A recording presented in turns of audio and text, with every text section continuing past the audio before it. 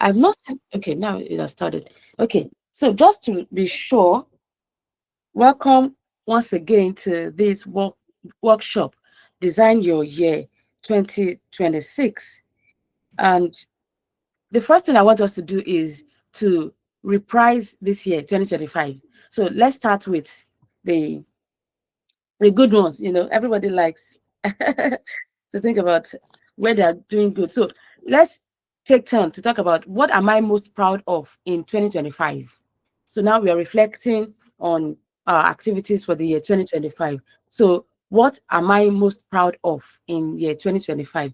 Let me start so that at least it gives you time to think about yours, and then when it's your turn, you have something to say.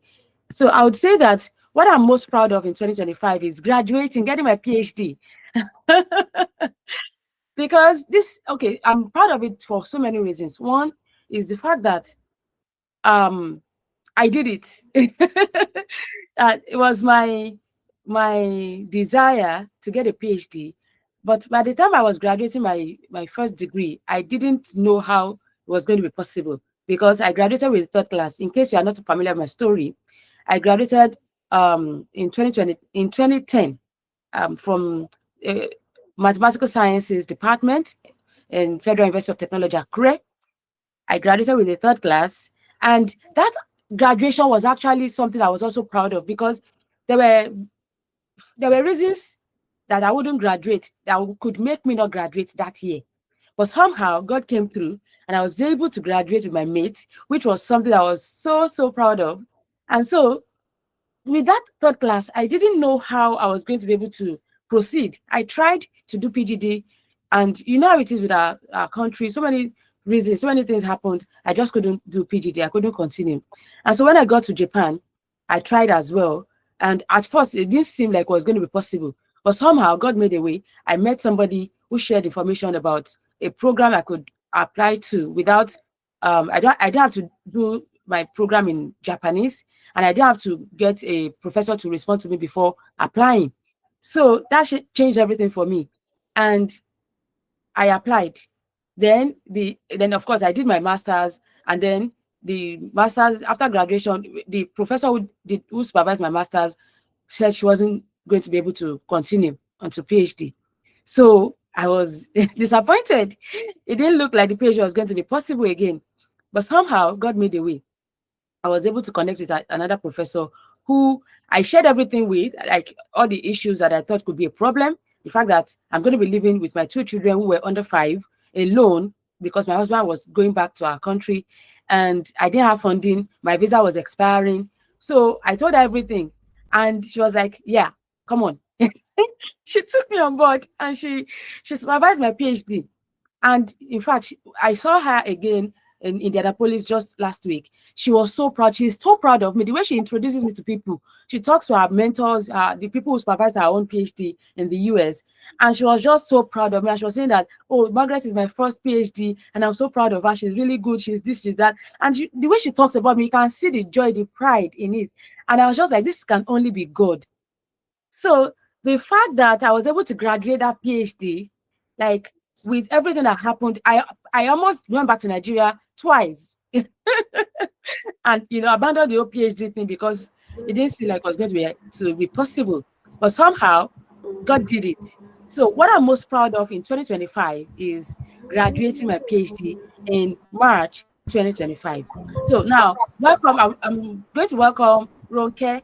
Can you please mute? It seems there's some background noise from your end. We are reflecting on our 2025, year 2025. And so I just said my own part. I'm going to go by the order on my screen. So the first person on my screen is Adeiga Taiwo. So go ahead and share your proud moment, your 2025 proudest moment with us. So feel free to let us see your face while you talk. And if you're not comfortable, it's okay.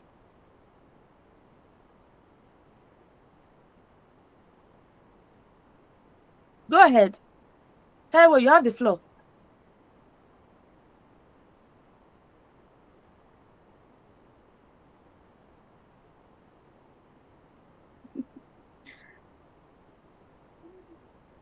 We can't hear you. Can any Imagine. other person? I Okay, think I was unmuted. okay. Okay, so congratulations on your PhD graduation. Yeah, it's commendable, it's laudable. We are proud of you. You know, having to have graduated with a third class in Nigeria and going abroad, starting your master's, doing your PhD. It seems like, oh, are you kidding me? Yeah, but God did it. So, for me, my biggest win in 2025, I would say that being in the yard for 2025. Yeah, there is a program on intentional parenting, and that program is for me right now is everything because it's really teaching me all that I need to know, like step by step on my parenting journey. And it's not free, it's a paid class. And it's always like, we're not able to meet up because now the money is not there, but we have other things we need to do with money, right?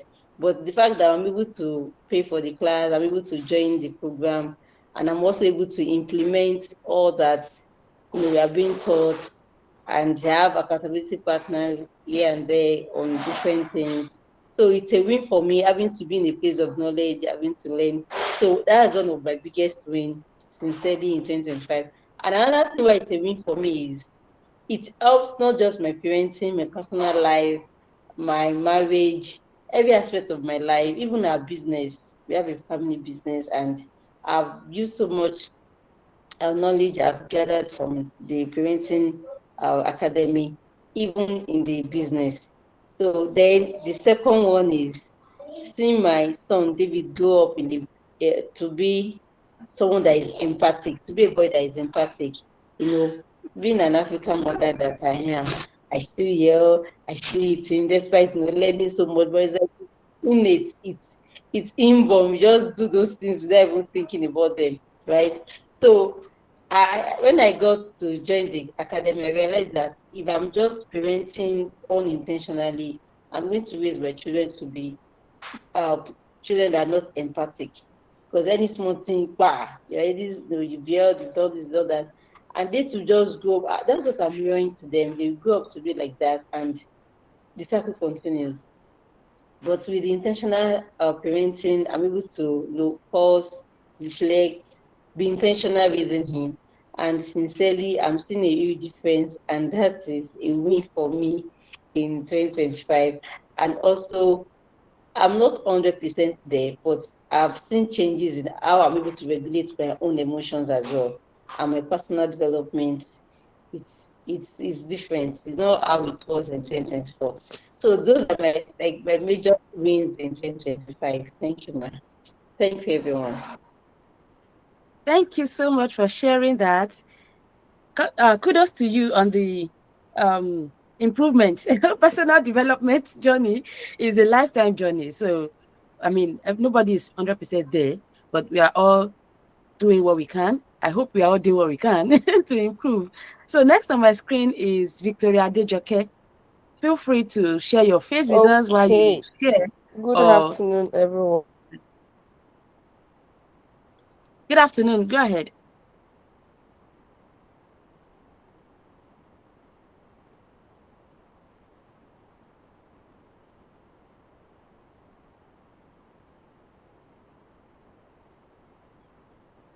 Are you still are you still there, Victoria? We don't hear you One. anymore. Can anyone hear me, please? Now we are hearing. Oh, Now we are okay. hearing. Good.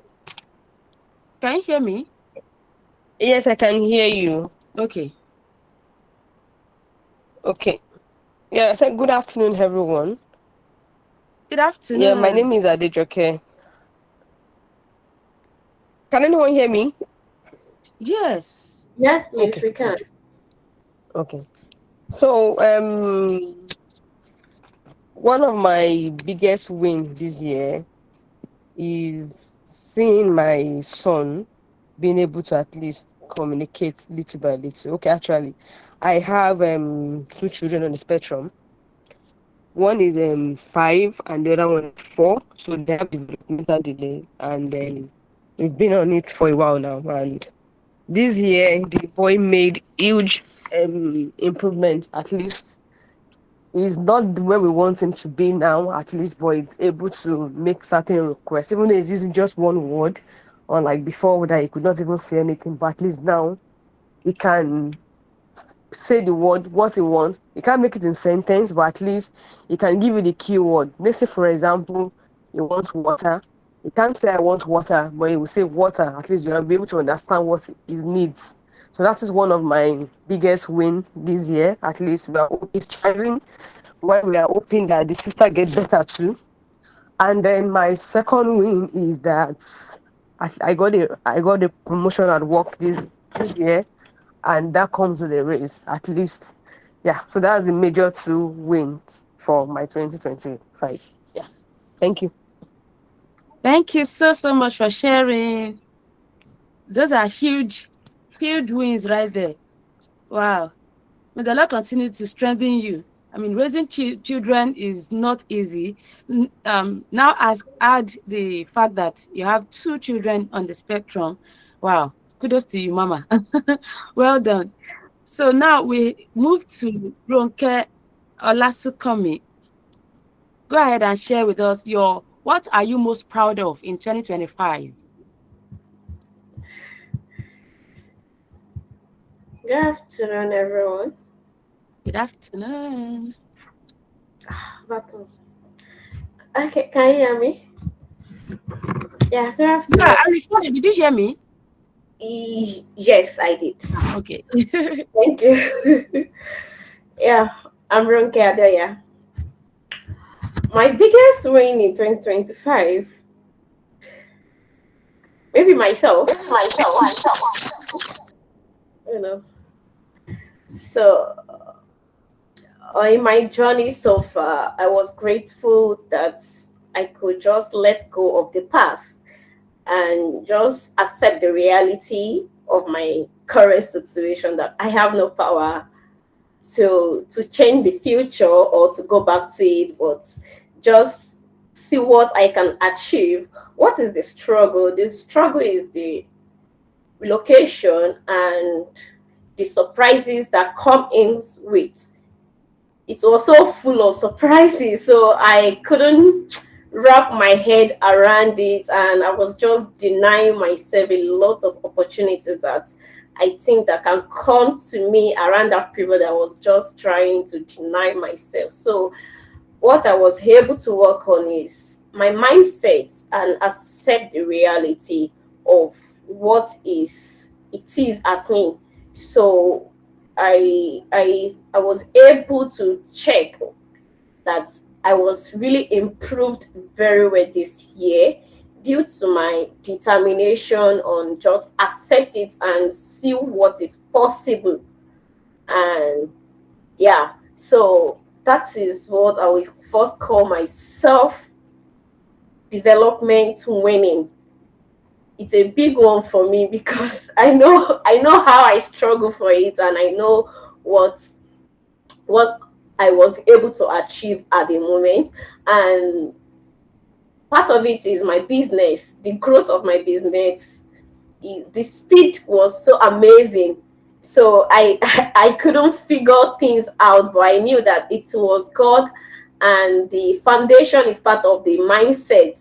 Seeing something that is working for me, not just closing my eyes on, or not closing my eyes on what is not what closing my eyes on what is not working, like just close-minded. I was able to work with what is working with me and just let go of what is not working. So I just work on my part of positive, of what is feasible, that I know that okay, with this what I have right now, I think I can go with this. So I think it really helps me to be able to achieve and push my business to where it is today. So that's the two I can just figure out for now. Yeah.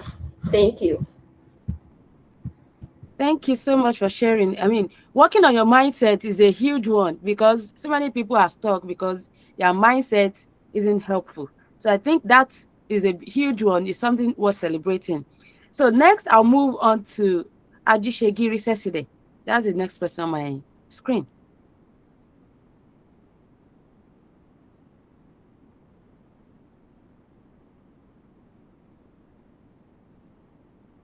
Are you there? Can you unmute and share with us? Adishegiri Sesede. Okay, so if she isn't available at the moment, then we'll move on to Ayangbemi Tumeninu. So I guess Ayangbemi Tumeninu might not be aware about what we are sharing. We are reflecting on our year 2025, and what we are talking about is what am I most proud of in year 2025?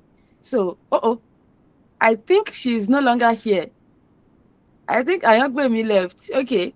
All right. So let's move on to the next thing. So the next thing is what challenged me in year 2025 and how did I grow?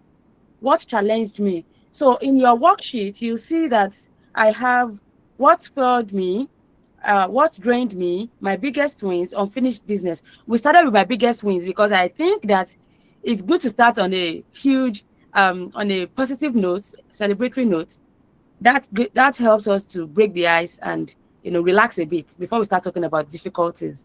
So now we are talking about the things that challenged so this is going to be, you are going to be talking about the things that drained you. Like you are going to be talking about your stressors, the bad habits or obligations that sucked your energy, things we need to let go of going forward. So based on your experience in 2025, we are going to be talking about the things that stressed you, the habits you think are not quite helpful that you need to let go of, and then the things, maybe responsibilities that sucked your energy that you need to also let go of. So I'll start as usual so that will give us time to think, and then I'll come to each and every one of us. So for me, I would say that one of the things that challenged me, that stressed me in year 2025 is thinking about, so first thing is my research. So thinking about which aspect of my field I should focus on and publish in, because as a researcher, you want to put out as many journals, as many publications out there. But at the same time, I believe that there should be emphasis on the quality more than the quantity. Of course, quantity helps when it comes to application for jobs and all, but quality helps when it comes on the long run. Quality helps because when people start citing your work, it shows that, I think it's a sign that your work is of good quality. So if you're just publishing if you're just publishing work that doesn't have much quality, at the end of the day, it's not going to be helpful. So I guess one of the things I was so stressed about was which aspect I want to focus on. But then, like I said, I'm going to be dropping. I think I've already decided. I already decided that I'm not going to be stressing myself about focusing on things like that. I'll just oh, okay. I just received a message from Adishegiri Sesede. Let me read it out. Please give me a second. Why is it off?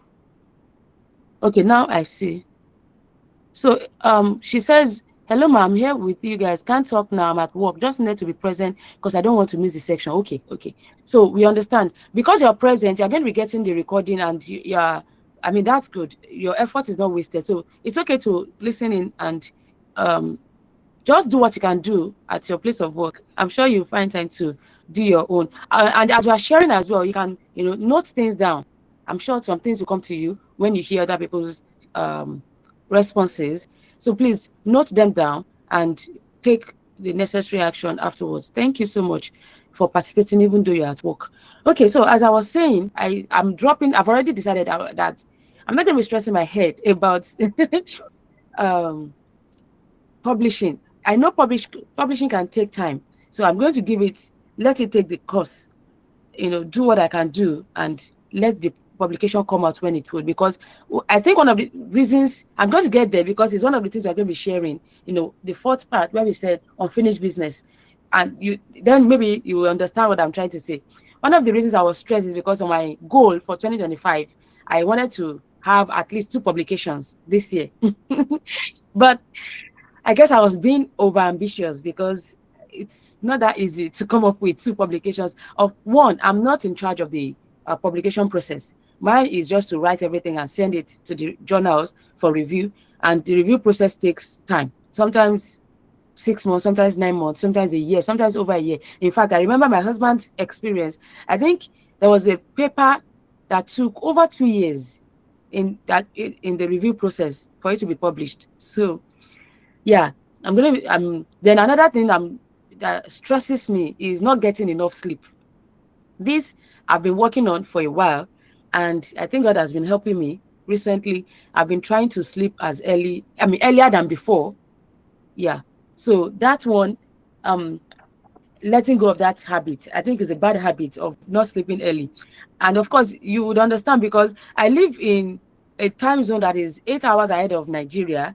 I communicate with people across different time zones, like in Nigerian time zone, UK, the US, and sometimes that affects my sleep. But so I'm working on getting more sleep.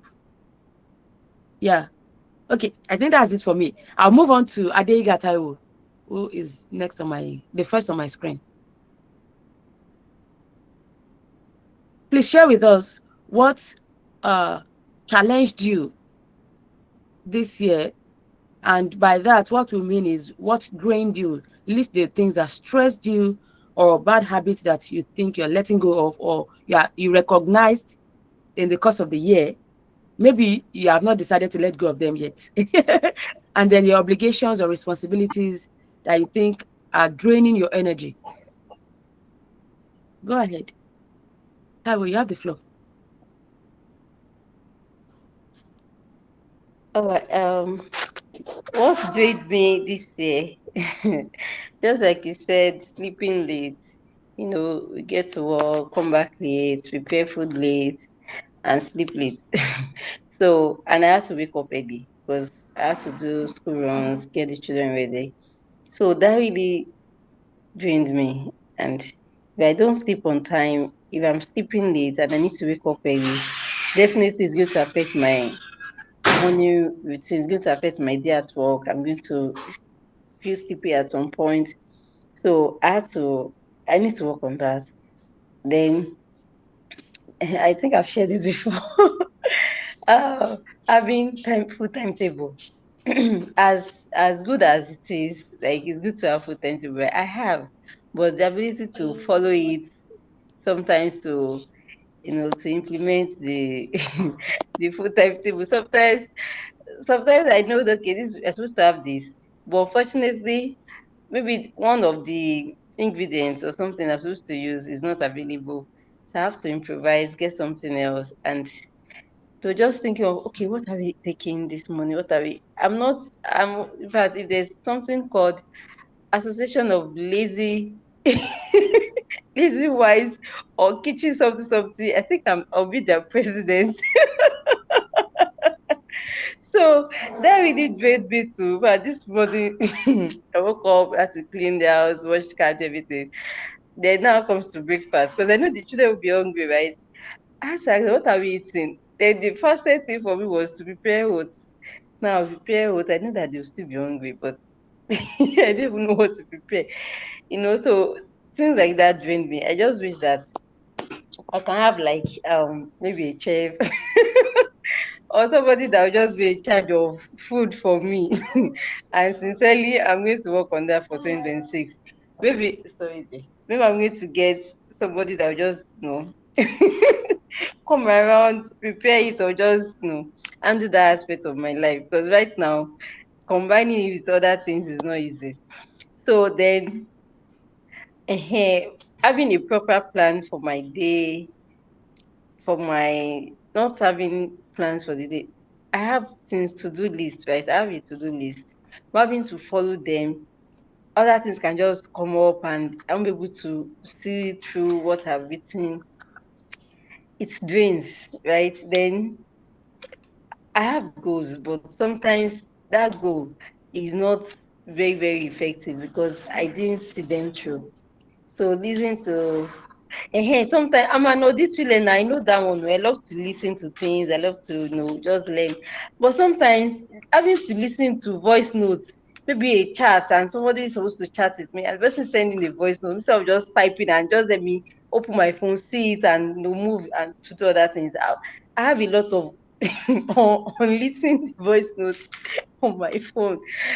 I don't, it drains me. I don't know. Maybe I should just put a caution there. When people are coming to my profile, please send text, don't send voice notes. So I wrote that out then. Having a list of undone tasks, yes. So having written down my to-do list.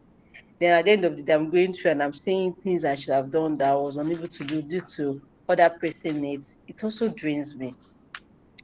I'm not feeling fulfilled based on my expectations. I think my expectation is always very, very high, even on myself. So when I'm able to meet up with my own expectations, I feel unfulfilled. I feel, no, I'm not doing well enough. And it also affects other aspects of my life. So those were the things that really drained me in 2025.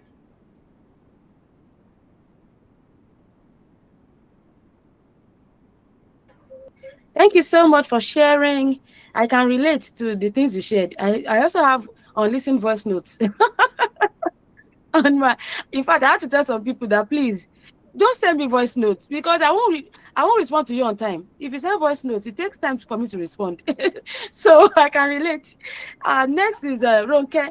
So let's move on to Ronke. Last comment. What are the things that stressed you out? The things that challenged you in 2025? Maybe habits that you want to drop or obligations, responsibilities that are just stressing you out. God of mercy. A lot of 2025. Hmm. What stresses me most is my business. Everything is around my business. Like overdrain. I'm even burning out. I don't know, but this time around, I just said it this night. I don't even know that it's going to happen. That I think I'm going to quit some services that I'm rendering that I can't really be. I'm not there. I know that, but I think it is better I just let it go and focus on the one that will not stress me at all. Because I noticed that even the profit, I mean, the loss is more than the profit along the line when I calculated the stress. Because most time I need to calculate my time, I need to calculate the stress, everything I'm putting into it. So when I said that, I noticed that, oh, this thing doesn't worth it. So I tell to myself that, oh, I'm going to remove this year, no my end, or doing no more. That's what I just said to myself this night, that I'm not going to do this thing again. I'll focus on the one that at least the stress can be controllable for a very long time. For now, I just need to endure for it to grow. Once it grow beyond where it is now,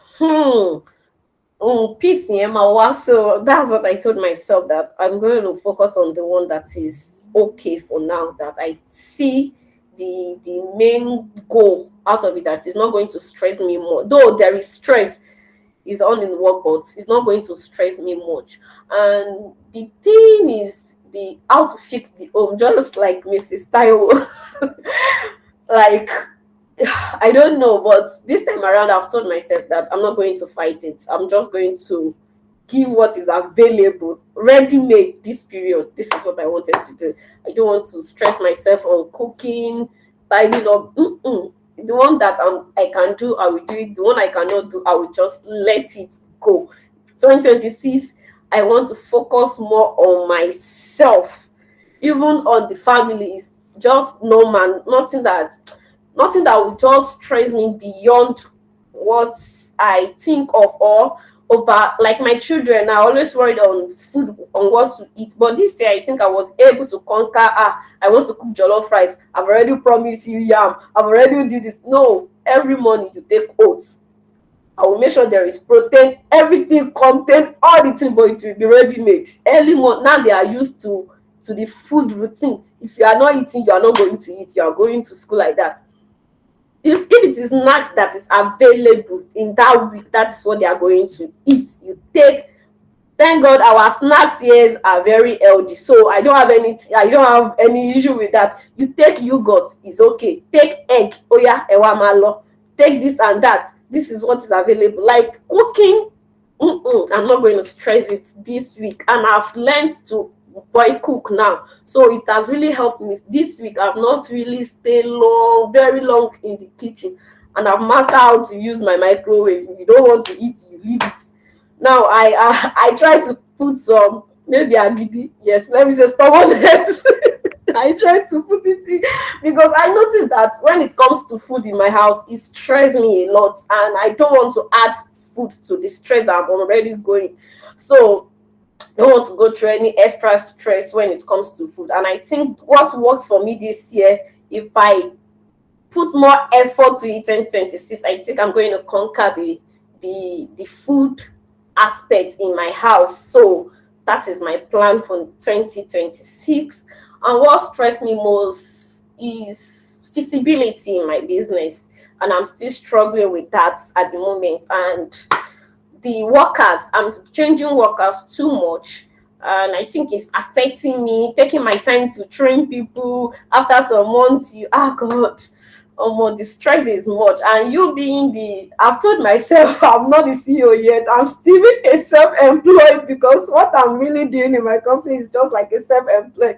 I'll be the customer service, I'll be the tracker, I'll be the web biller, I'll be everything at the same time. So a lot is ongoing, and I've already make a plan to just put more effort and make sure that it's gradual process, and I believe it's going to get to my aim plan, because I really aim that change this year is gone already, but there is nothing God cannot do. I just want to fix all those stuff and put them in place before 2026. I don't want it to get to 2026, but the way things is, I just have to let God work, let God make his own thing, and let me just have rest on that aspect. So that are those things that stress me a lot. It's my business, almost everything, because of the time, the, what's it called, yeah, the time difference is a lot. It's stressing a lot, and I think the new business also want to add to it, because I was just being stressed, sincerely.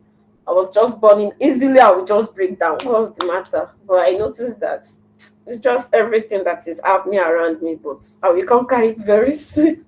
Thank you very much. Thank you so much for sharing. Yes. So next we move on to Victoria Adejoke.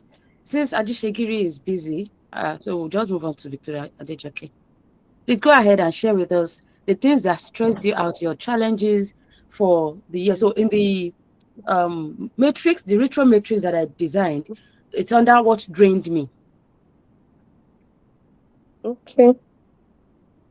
Yeah, good afternoon once again, everyone. Yes. And then, So I think one of the things that stresses me the most this year, it's number one, having to compare my children growth with other children I see. Yeah, sometimes I tell myself that yeah, they will grow at their own pace, that they are not, I know that they are not the same. That okay. So I remembered that should be last year. Well, it was this year, sorry. I meant last term when that was end of the year, where there was a lot of graduation party and the rest. And I was seeing my friends sharing pictures and the rest. At first I was happy, like, oh my, they're graduating and the rest like that. I didn't think about it much. The thing did I didn't I think much later. I now began to, I don't know how the thought just came, and I began to see that these kids were born much after my children. My son is older than this and he's graduating into is in nursery one, and I was like, and it began to get to me that, oh, it's if not for their own developmental delay, they will have or to be graduating. And I didn't think much about it during the day until in the night I was about to sleep, and I just noticed that I was not really okay. And I was trying to trace where the source of me being down, and then I got to understand that okay, it was all the things that I've been seeing online during the day. And it's not as if I was not happy for other people, but I was just looking at my own challenge that, oh, I wish that my kids too are graduating and the rest like that. But now I've been able to overcome that in a way by telling myself that, okay, yes, they have their own win, they will always win. And then the truth of the matter is that it's going to be like that for a while, and there's nothing I can do about it. I just have to focus on my own kids, help them where they have, do the best I can do for them, and not compare them with anybody. That they are their own person, they will strive at their own time. So that was one of my major stress this year, and gradually I'm getting out of it. And yeah. So then the number two is the fact that I wanted everything to be perfect. Yeah, I didn't mention earlier one of our biggest win this year is that we moved to our own house. And suddenly I got wanted everything to be perfect.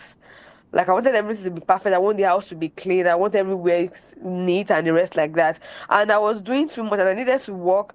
And I noticed that okay, if I want this to be perfect, I want this to be perfect, and combining that with work, and then having, because sometimes I have to train my children too, because I have to take extra course to help my children. I took speech therapy and yes, and then I had to learn occupational therapy so that I can help them beyond the speech therapy that is working with them. Because I know I spend more time with them than the therapist. We only pay for 2 hours every day because of the fee. So I had to help with that too. So I see that not having to want everything to be perfect, and that begins to tell on me. I noticed that I'm short tempered, and like I was wondering that okay, what is wrong? Then I began to trace it that because I'm doing too much. I don't have to let everything be perfect. So I began to drop some weight. If the house is dirty, let it be dirty until I have enough time, then I will begin to clean. Like, okay, let it just be there. This can wait. Okay, I began to prioritize that, okay, this is more important. So I do the things that are necessary at that time, part time, and then push the rest to the next day. And then I began to see that, okay, I feel better. The stress is not as much as it is before. Yeah. So that's it. Thank you, everyone. Thank you so much for sharing. Wow, congrats on your new your house. I was going to say new accommodation, but no, it's your house. Congrats. Wow, that's a huge one. Thank you for sharing. Next is okay. I think I think our network, Dr. Mrs. Ayogbemi, the lady, what's her name? Tumininu Ayogbemi. I think our network isn't stable, so she keeps coming in and going out. So I'll move on to the next prompt, which is the what fueled me this year. So I noticed that it seems everyone except Adejoke Victoria talked about food in the house. So one of the things that fueled me is the fact that under that colon, I said list the activities, people, or habits that give you energy. We want more of this. First is, I know we are all different, and there are certain things that we cannot change. Like for instance, the kind of person I'm married to. Like I'm married to a kind of person that doesn't have so much do's and don'ts about food. For instance, like I don't have to.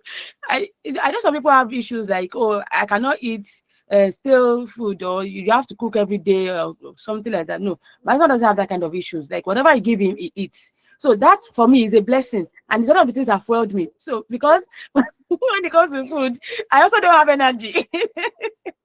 I don't have energy for cooking, for going to the market. So the way we do our shopping every Sunday.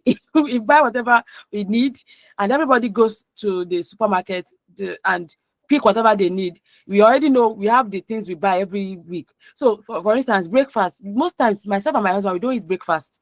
So only the kids, and we have ready-made, like everybody has mentioned, we have ready-made food that they eat. So that one is settled. Thankfully, in their school, they provide lunch. So I don't have to worry about lunch for them. And then when it comes to dinner, their dinner is so easy. They prepare their own food by themselves. except on occasion when I think, okay, I want to give them special treats, and then I come home early and prepare something. But that's rare. So most times, I just make sure for my husband there is soup, there is vegetable, there is okra, and for the children sometimes chicken stew. Once those are available, they can take care of themselves. So those are the things that foiled me. That's one of the things that foiled me. Another thing that foiled me is like Adejoke just mentioned, Victoria, like she said, like the house.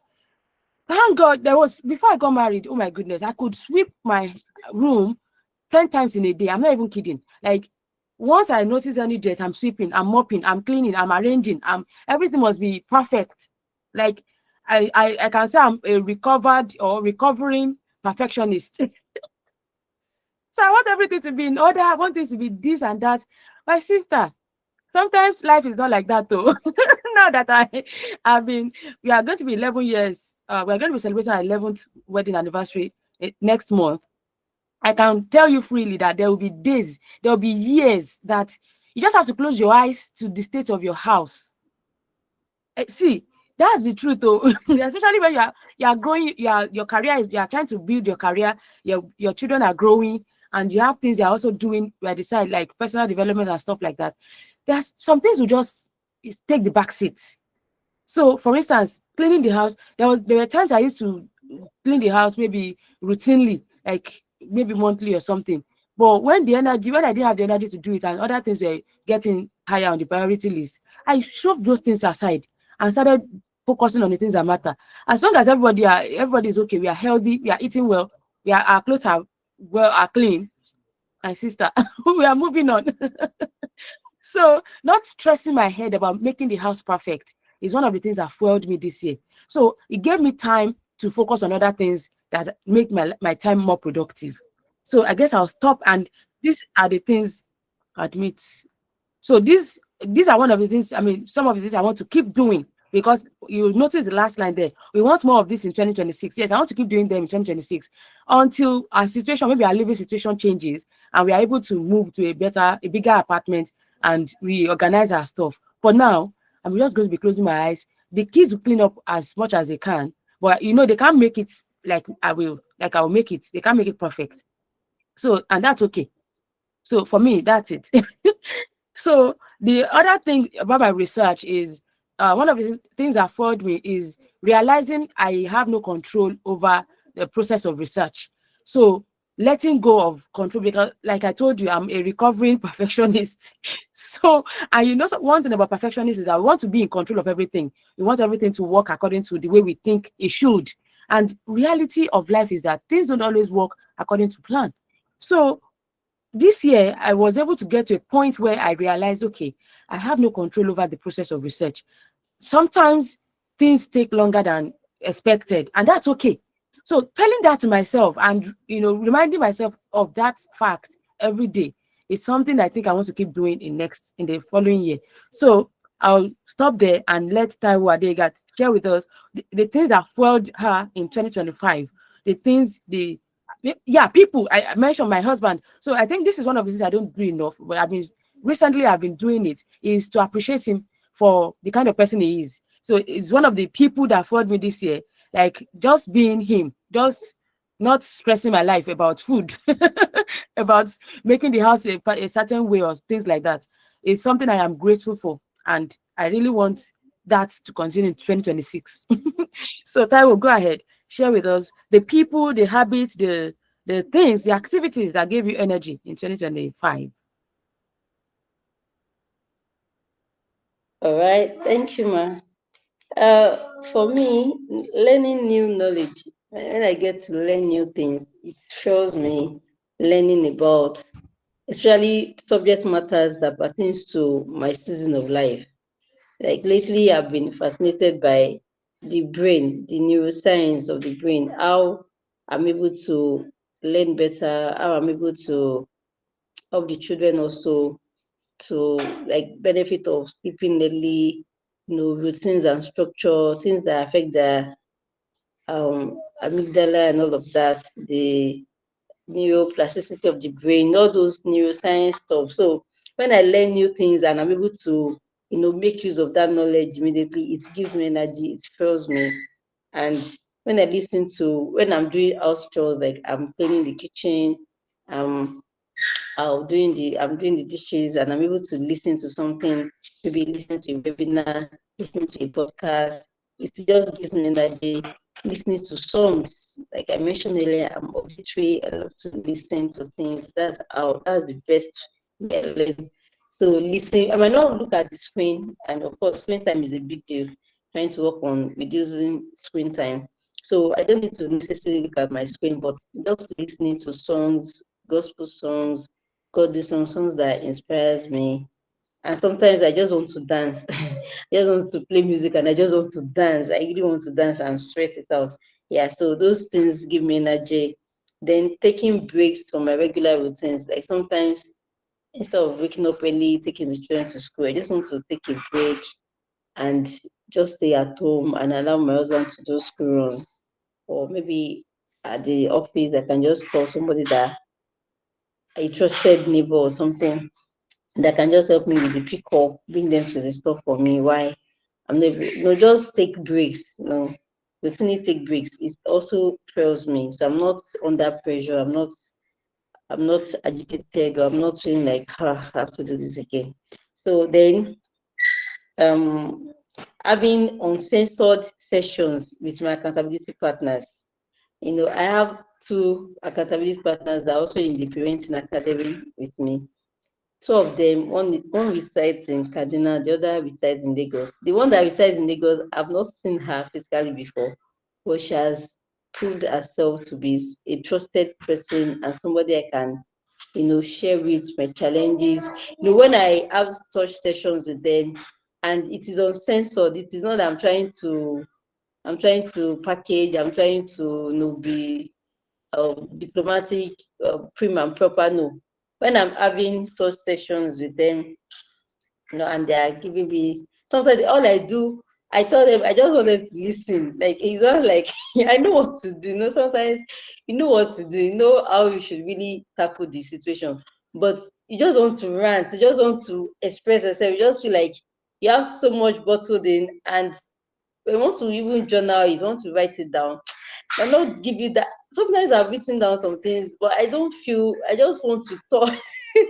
So when I have those things, those sessions with them, it helps me. It refills me. And when I'm done with them, I feel better. I feel light. I feel energized. Even if what they will say is, "Oh, okay, that's fine," or "Okay," or maybe just asking questions, I feel good. Then playing games with the children, board games, doing puzzles with them, just unwinding with the children. So the children, so when we are in a play mode, they can feel me, to be more energized. When we do art and craft sessions, painting, coloring, those activities. Then when I also have to, implement what I'm learning through whatever means, like what we are doing today now, having a session, a vision board kind of session, and I'm able to, going through the tools, the worksheets, trying to write in my journal. So it fuels me, like it's helping me reset my brain, it's helping me see clarity, gain clarity. It's helping me to know that, okay, yes, 2026, I'm able to picture it, I'm able to visualize it. So things like that, helps me. Thank you. Thank you so much for sharing. Next is Ronke.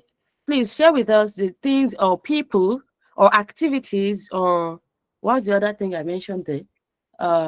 Habits that gave you energy in 2025, the things you want to keep doing.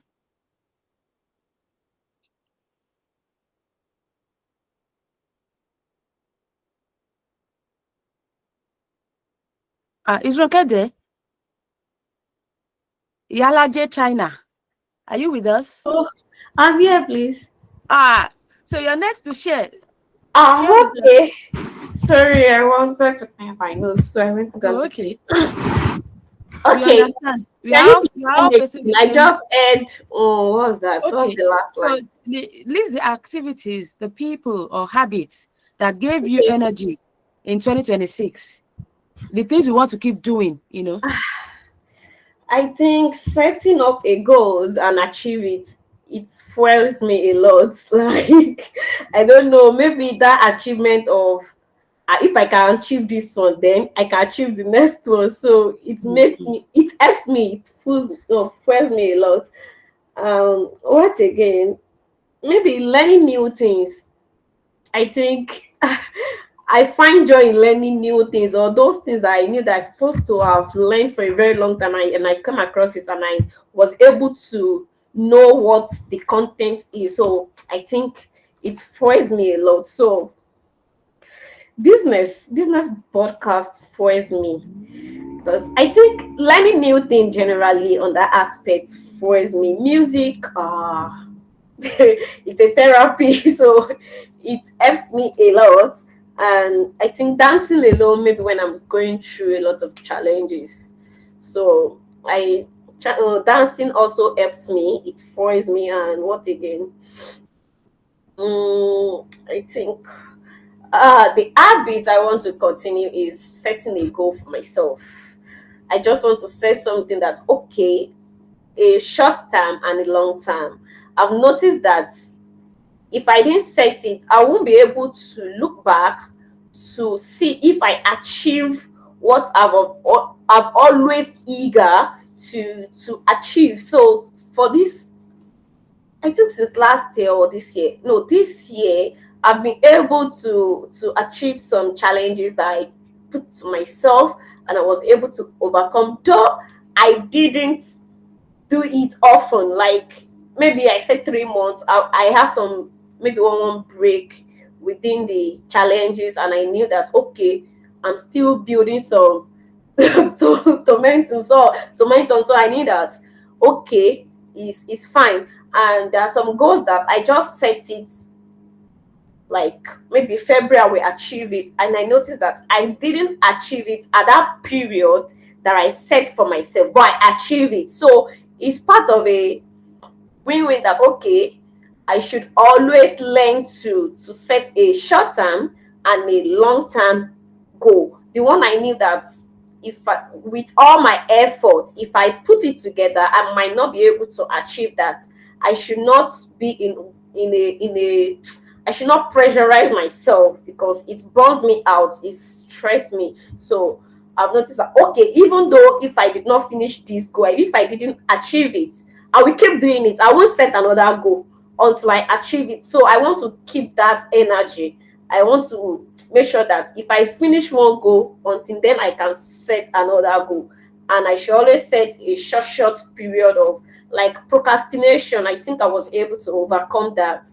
Not overcome, but I was able to do, like, maybe out of 10%, I was able to rate myself 5 out of 10%. And I think it was a big win. I should say that, because I knew that if I said I wanted to do something now, maybe something somehow it will just escape my mind. But this period, I was able to do. If I want to say hello to you, immediately I think it. I just want to look for what I want to use to do it, and do it immediately. I think it helps me, because most time I got distracted easily, and it's not easily, but I noticed that it's because of the job that I do. That's what caused a lot of distraction when I'm on phone. And I notice I'm too, how will I put it, too focused or too busy on my phone.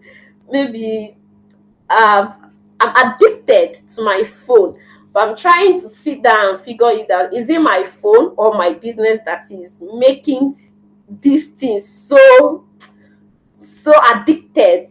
Like, I don't know, I'm still looking at it, but I was like, if I'm not working, if I'm not attending to any customer, because when it comes to online business, just have to be checking your phone every minute. I was like, I don't know, if I'm picking up my kid and pressing phone. I was telling myself, this is a bad habit for these children, it's not going to help them. I make sure that I try to make sure that whenever I'm going, I take some novel in my book, in my bag, and put it. But I still notice that whenever I wanted to pick them, or I have any chances working, I just want to press that phone. Even though if I don't have any mission to attend to my clients or anything, I still want to press the phone, but I said I wanted to make sure I work on that aspect. Is a bad habit for me, and it most time it fuels me because I am telling to customers, but I think the effect is more than the impact. So I want to make sure that I do away with my phone when I'm not attending to my customers, so that I can focus more on my children. And what again, I think being able to to overlook it it it fuels me. It fuels me because I just want to do everything. I want to make sure that my house is clean and do a lot of things at the same time. I know that I don't have that time. I can't do it. I can't appear in everywhere. I want to pick up my kid. I want to cook for them. I want to make sure the house is clean. I it drains me, but when I achieve it, it fuels me, but I can't. So I noticed that when I just neglect something, overlook something, not neglect, but overlook some things, and I was able to do other things, it energized me that maybe me o cash or ilano.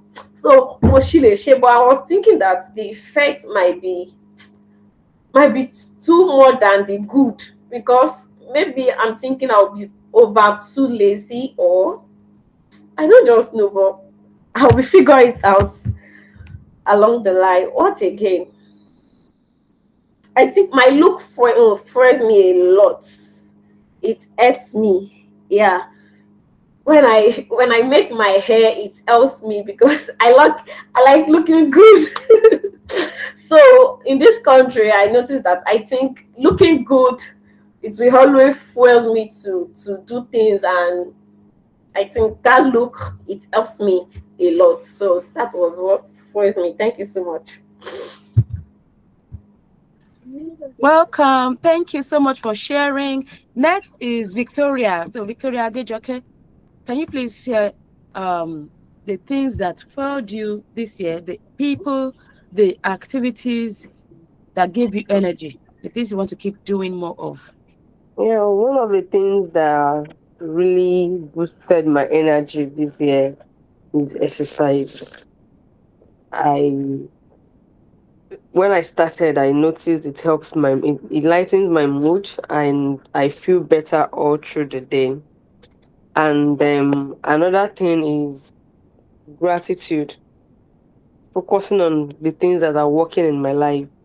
And then one of the key people that helped me in redirecting my thoughts to those things is my husband and then my elder brother. So I remembered, like, I've mentioned earlier that I have two children on the autism spectrum. When the reality first hit us, or let me say me, I was really blown. Like, it was a really huge blow. It was really terrible. And I was really, really in a very dark place. Like, because I remembered growing up, I lost my mom when I was 3. And then, so when I left school, and I got married, I was, in a way, I was like, oh, finally, I can begin to live life on my own terms. Like, okay, at least I have a job, I have an husband, I'm building a home. Like, at least I can just build my own life from there and then begin to just live my life from there. And then that just came. It was not expected, of course. At first, I was like, why me? But hey, who should it be?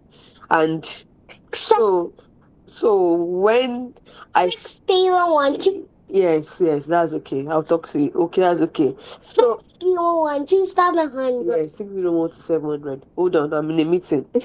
Sorry about that. So I remember when they got their diagnosis, and then I was doing a lot of research, and then I was seeing different things and I even remember when I went for training to know how I could help them. I saw some other kids that are really in a very bad condition.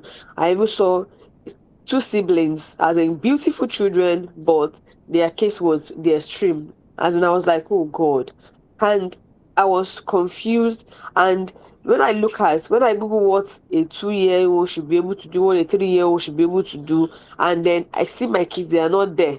like them even being able to wear their own shoe by themselves, being able to pick up spoon and feed themselves, and being able to even go to the toilet by themselves. And I was not really in a good place.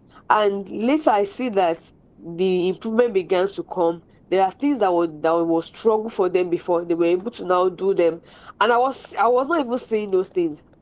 My husband was now calling my attention to that. Look at this. This was a struggle before. This was that I should focus on the things that they were not able to do before that they are doing. That I should focus, and I should be grateful. That I should focus on those things. And when I began to shift my mind and look at what they could do, look at their strengths, and then help them get better, even while we are improving the other parts that are not working. And and that really, really helped my energy. And then I began to feel better, a lot better. And yeah, so and in the new year I create more time to be able to exercise.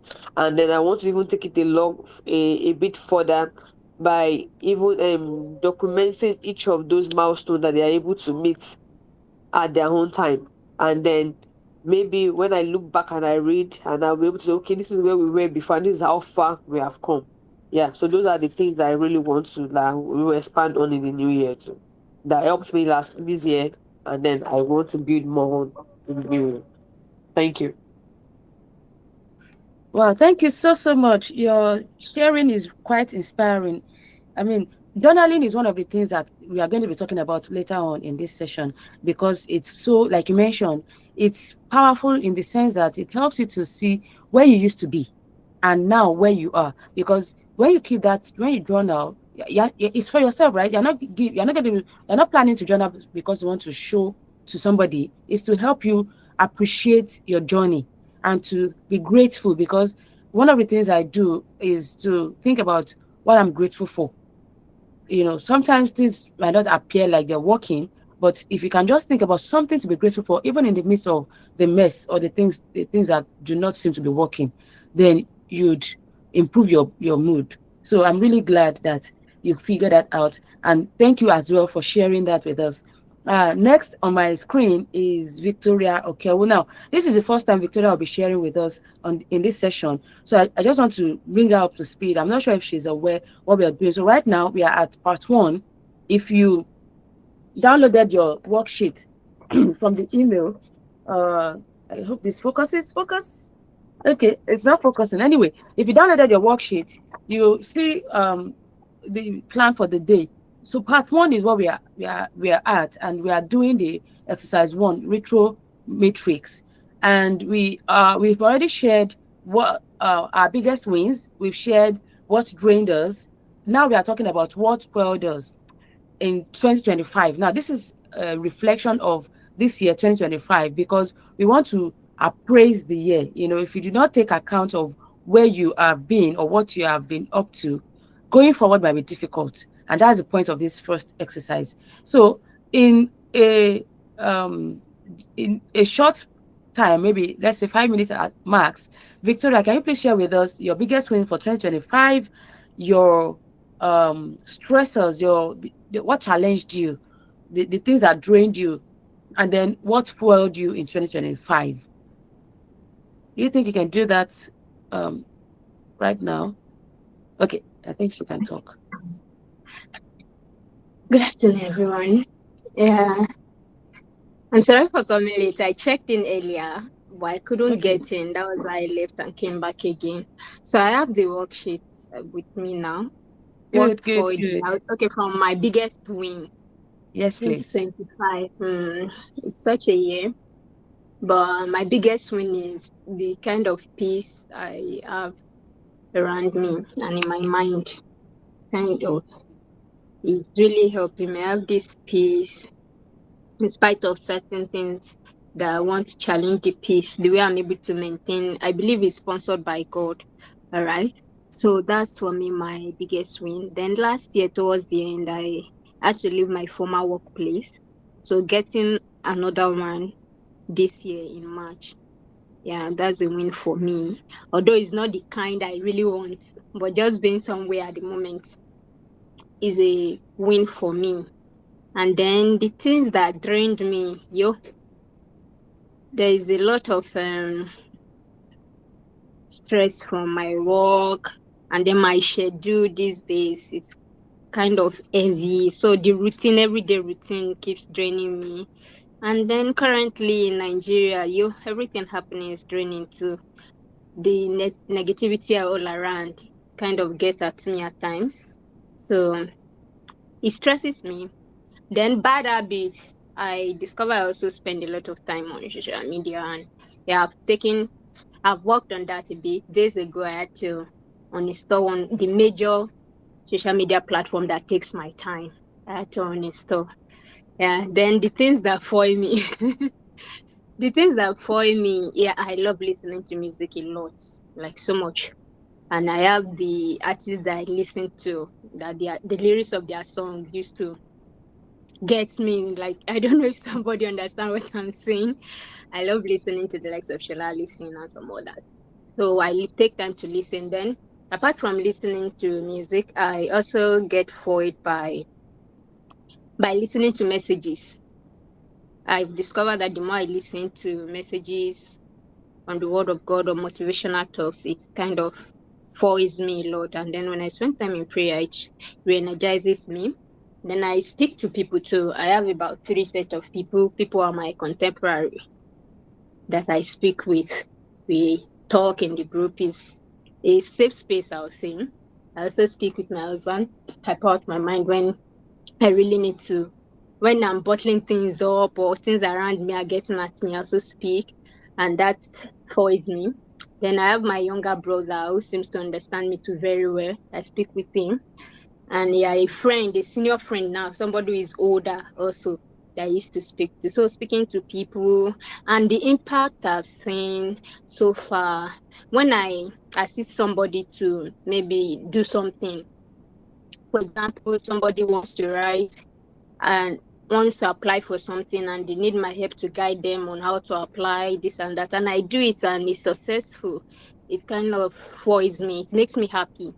And in the school where I am currently, the impact on the students, it makes me happy every day, although it's stressful.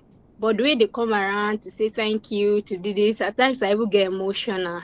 So that's really foils me every day that, okay, there's this impact and positive influence on the people around me. Which one haven't I talked about now? Unfinished business, have we gotten there? Not yet. We haven't gotten Not to yet. unfinished business yet. So Oh, next is, oh yeah, you can just go ahead and talk about unfinished business because that's the next one. Adishegiri says that they can't speak right now because she's at work. okay. So please go ahead and share with us the goals you couldn't achieve this year. And they don't, of course, this year is not yet over. We have about 5 weeks left. Mm-hmm. Oh no, 4 weeks, I guess. 5 weeks. So we have about 5 weeks Mm-hmm. left in December. Okay. And a lot can still happen in 5 weeks. I believe that. But based on Sure. your reckoning, the goals you think that, Mm-hmm. oh, I couldn't achieve these goals this year, and what do you want to do about them? Because you see what I wrote there. I said, what goals did you miss? Do you still want them, or is it time to Yes. let them go? Sometimes after appraisal, It's something. you might think that, okay, this is not worth pursuing anymore. I need to drop it for another more important goal, or maybe this is still part of what I want to achieve in future. So I definitely need to double down my effort and achieve it. So tell us your unfinished business and what you want to do with them. Thank you. Okay. So on the unfinished business, one, I wanted to start my PhD. I put in a bit of application, but the rejection discouraged me, and then my passion for it came down a bit. So it's an unfinished business for me, but I will go again next year. Yeah, we'll go again next year. And then under the unfinished business, joined the I joined the webinar where they train us. I'm a mathematician, so I was trying to learn some things. The first few webinars was helpful. It was going to take a long time for us to keep learning, but after a while, I discovered that it wasn't serving me. What I had in mind that made me join, I saw that they are not, the pace at which they are running the webinar is faster than the pace at which I want to learn. So I was struggling to catch up, and it was draining me because when I'm on something and it's as if I'm not even catching up with it, it drains me a lot. So I just gave up. I left it. I think it's something I want to let go. In fact, 2 Saturdays ago, I didn't join. I just have to. It's not serving me. The reason why I wanted to join is now becoming a struggle. So I let it go. And then another goal, I intended to pick up my sewing skill again this year. But somehow, because of my schedule, I didn't. But I'm still interested in that one. I am still very much interested in it. And yeah, I'm going to I'm going to pick it up again next year. Then lastly, I enjoy singing. So that part I made progress on it very much. And I'm happy whenever I do it, whether in the house of God or at home. But maybe not to the point I want so far for now. So I'll still work on that. That's it. Thank you. Thank you so much for sharing. Like, can I say something as a sister? I would say that please Yeah. double down on the skill, the sewing skill, because Mm. if I mean at the end of the day, you don't have control over the kind of employment you get, but your skill can Yeah. get you into doors. I mean, can get you into places that you might not be able to get to with your certificate. So based on my own Mhm. experience, like if you find yourself, if you're able to finally, I'm sure you are going to eventually get your PhD opportunity, and most likely it's not going to be in Nigeria. And based on, I Mm. mean, talking as somebody who has lived abroad for almost 9 years now, I'll tell you that your skill can't go to waste if you live abroad, if you live outside Nigeria, even if you live in Nigeria, your skill, your handwork, is your work. Let me use that Mm. word. You understand Yoruba? Is your work. It won't go to Yeah. waste. So please double down your efforts going forward in 2026 to make sure that you perfect your sewing skills, because it's going to come in handy, even if it's just to be sewing for yourself abroad, because the cost of sewing abroad Mm. might not be joke. Now, this Mm. hair Mhm. I made, Yeah. this hair, if I were to pay what, when I asked my people in the US last week how much they pay for this kind of hair, my mouth, like they Mm. were helping to pack my jaw from the ground. Mm. Mm. Because my sister, don't be joke. So if since your interest is in sewing, go ahead and Mm. put down, get it, make sure that you're perfect with it. Okay. So Thank that's something you. I'll say from a sister to sister. All right. So now I'll move on Thank to you, ma. Bankole Olamide. She came in earlier, left and came back. I guess the network is not so friendly on her side. So Olamide, if you're able to speak, our freshers graduates, if you're able to speak, please go ahead and share with us. So in your email, you will see this worksheet. What's the word? I attached the worksheet to the email, and um Yes, I saw okay, it. if you have access to it, I was what we able are sharing, to. Yes, ma'am. yeah. Do you have access to the worksheet? Yes, ma'am. Okay, so what we are sharing is we are still at the part one. So we are doing the audit. We are repraising our year 2025, and we've talked about our biggest wins. We've talked about the things that fueled us, the things that drained us, and now we started unfinished business. So please go ahead and share the things in the four columns. I mean the four boxes rather. Yeah, share with us your Okay, biggest ma'am. wins.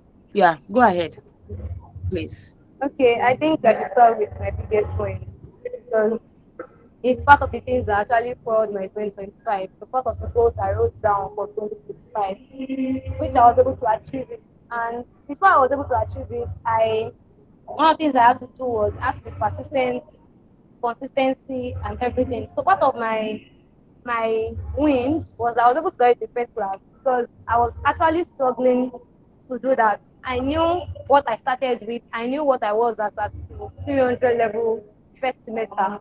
So it was looking impossible. And even if I wanted to graduate, I have to at least write like 4.86, 5 dots.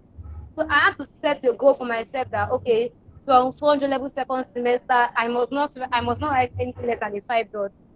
So from there, I had other activities on me. I had leadership posts and everything. I had projects. So I have to write out my goals. The Bible was saying that write the vision, make it plain, so that you may run with it. So I had to write out my vision. Then I started running with it. The first one I was able to get it. The second one I was able to get it. So it was only I think it was only last semester that I had a B in a course. So it didn't affect my results, but I was happy that at least what I wanted, I was able to graduate with it. So those like that's one of my biggest wins. Then I was also like I led as a GCCF executive whereby I had 25 fellowships under me, then 25 unit coordinators and other unit members like that. So able to like gather everyone together to meet at least twice in a day with their fellowship activities, with every other activities that is going on in the school was kind of hard. But then it was not really a struggle because I had to place everything before God before I was able to run with it. I had to get fuel, I had to get a lot of things to be able to run it, and it really worked out. Also, I remember that during the break of this year, like when I came home for 2 weeks break for the mid section, I was able to work with my data analysis. So I was able to like do project analysis for students, for final year students. While I was working, I was also learning more. So I was able to use it for my own defense and also getting money from it. So then I also had a goal that I wanted to get a new phone because I was having issues with my phone then. And with God, I was able to work to the point that I was able to get the phone I desired. And I was able to do a lot of things I needed to do. I didn't struggle to get things done. I didn't struggle financially, especially as a 500 level student. It was very hard.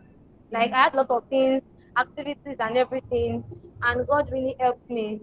So the habit I want to continue in is the ability to be able to like be persistent with whatever goal I set for myself because it really helped me this year and it has to continue. So what fueled me? Like I had people around me that were able to like keep me in check. They were checking how far have you gone with this, how far have you gone with that. And it was a drive for me because when I see their message again, I remember that oh, I am meant to do this. So it really fueled me and when there was resources for the things I wanted to do, so I was able to get things done easily. And I bless God for that. So what drained me? School activities really drained me. I had lectures 8 a.m. from 8 a.m. I think for 4 times in a week. And where I was staying was far. I was staying in Secretariat. So it was very stressful because I had to like start leaving maybe like from 7 a.m. sometimes. So 7 a.m. I have to have woken up like 5 a.m. because I need to do my devotion and everything. So it really drained me and I'm grateful that I was able to pass that phase because they told us that they are preparing us ahead for what is to come. But I'm grateful that I was able to work with it and from it draining me at first, it became a motivation whereby it became a part of me.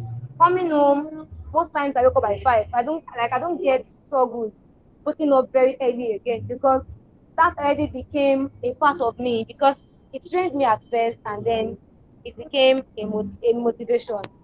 So unfinished business. Okay, some of the things I missed was that I actually set a goal that I want to improve on my data analysis because there are different packages that we use.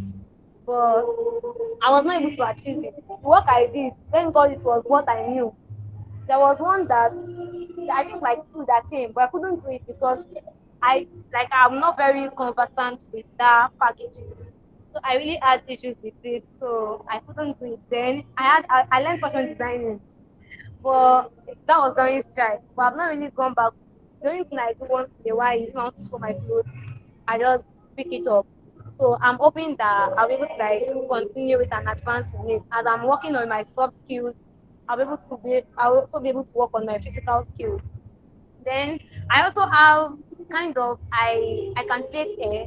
So I'm also hoping that maybe this December that other people play there, I'll just go back to where I was learning. So at least use it to like gain more and learn more because I know that there is nothing we learn now that actually does not have a value. There are times that it will come in hand, like it will come in handy when it is needed. So I think I've been able to cover everything. Yes, you have. Thank you so much for sharing and congrats once again on your graduation. I mean, it's good to hear your story. When you shared with us that you graduated with a first class, people, not many people would appreciate it until they hear your story that, oh, you didn't start with a first class. You had to work towards achieving that with everything that you had on your plate. You were still able to achieve that. I think that's a huge win. So congrats. Don't be being so Thank first you so class much, Matt. statistics. First class statistics in FUTA. I went to FUTA. I did maths in FUTA, so I know what it feels like. So next on my screen is um Victoria Adejoke. So please share with us your unfinished business and what you plan to do with the goals. Do you want to drop them or do you want to keep them? And just share with us. Thank you. Okay. Good afternoon again, everybody. It's funny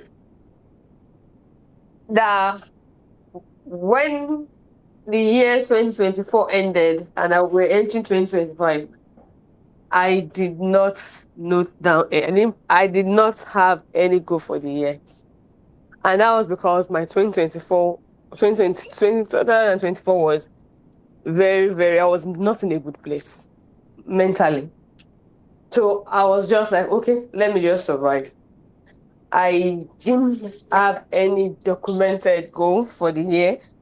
I know, okay, I have a job. I'll have to show up at the office every day. Then I have a family to take care of. And yeah, in the middle of the year, when I began to get feel much better, I plan to do a professional course, which I started studying. I actually bought the voucher, which I could get it. The lifespan is 1 year, so I bought it ahead of time. That okay, once I feel ready, I will just schedule for the exam and then take it. I still don't feel ready, so I was not able to do that this year, and then I plan to complete that at least in the first quarter of the year 2026. Yeah, so that's it. And then one of the reasons why I joined, well, because I saw this late. I actually saw this link this morning because for the week has been very busy. I didn't really check the groups. When I saw it this morning, I'm like, okay, let me be here at least. Let me be prepared for the year 2026. Yeah. So That's that's good. it. That's a good to know. Thank you so much. So, I wanted to ask you, did you by any chance attend PGT at any point? Power and Glory Yeah. Tabernacle Church in Yeah. Akure? Yeah. I know you very well, and I know your husband very well. Yeah. Wow. I was just curious. I wanted to, okay. It's a small Well, world. that's why someone that shared the link to this group with me. Oh, wow. That's good to know. Well, thank you so much for sharing. I'm really happy that you're able to find the link on time and join us because I think is maybe as the year proceeds, you are going to be able to share with us what you gained from this session, I'm sure. So thank you so much again for sharing with us. Next on my screen is Ronke Olasukomi.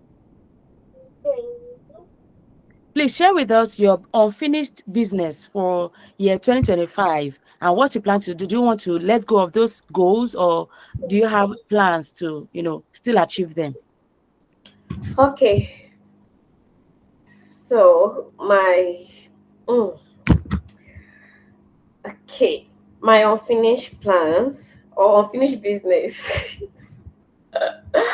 I'll just review my 2025 goals, and I was like, wow, a blast to me. The funniest part is that I did this, but I never for once carry it and check and see if I'm making a progress.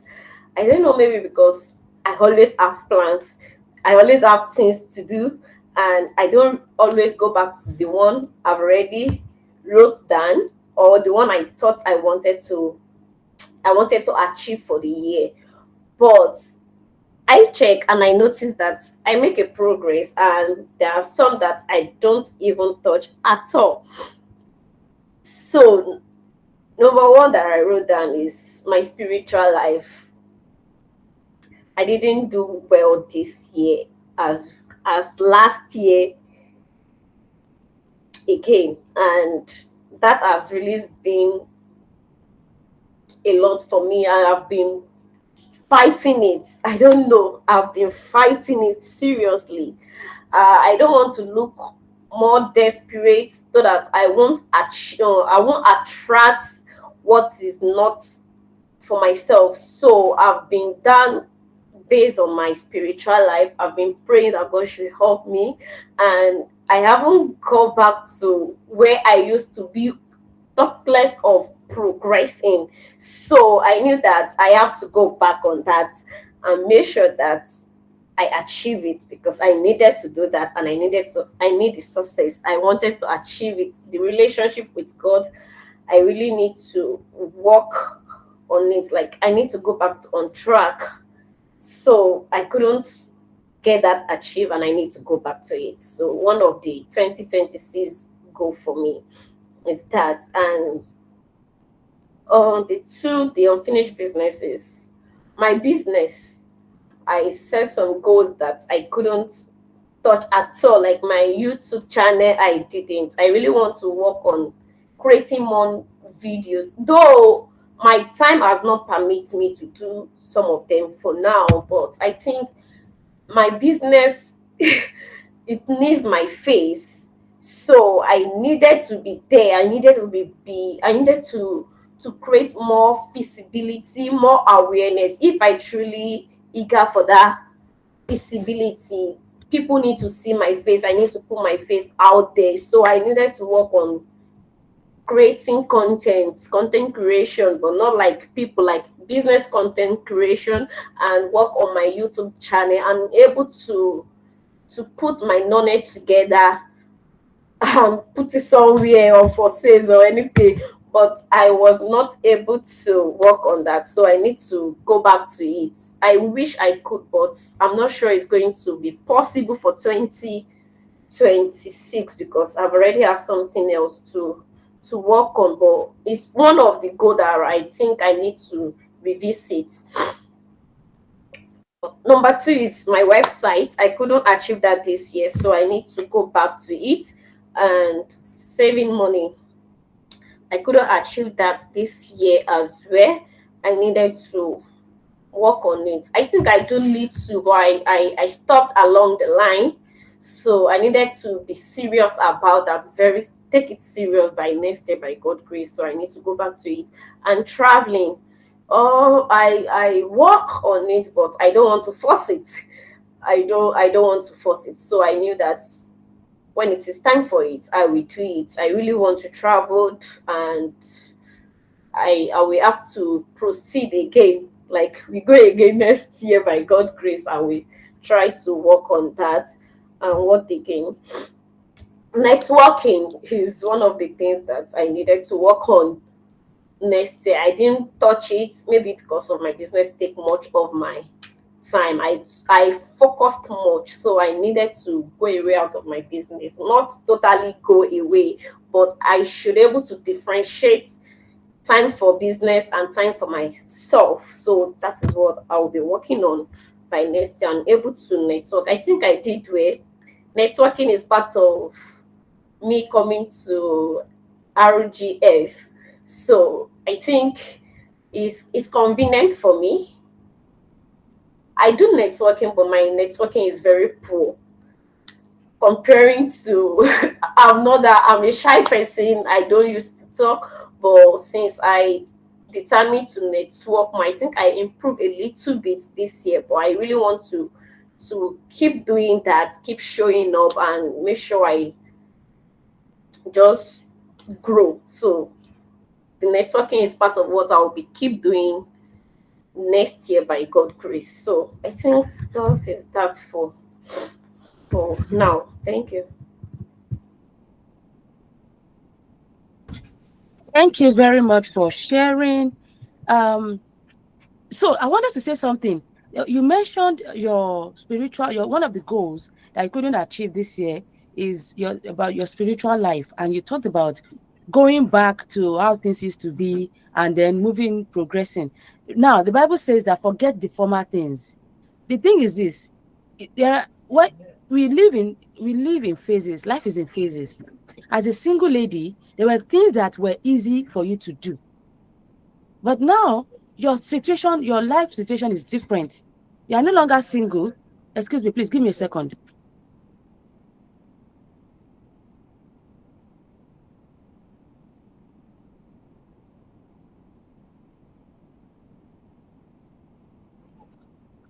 Sorry about that.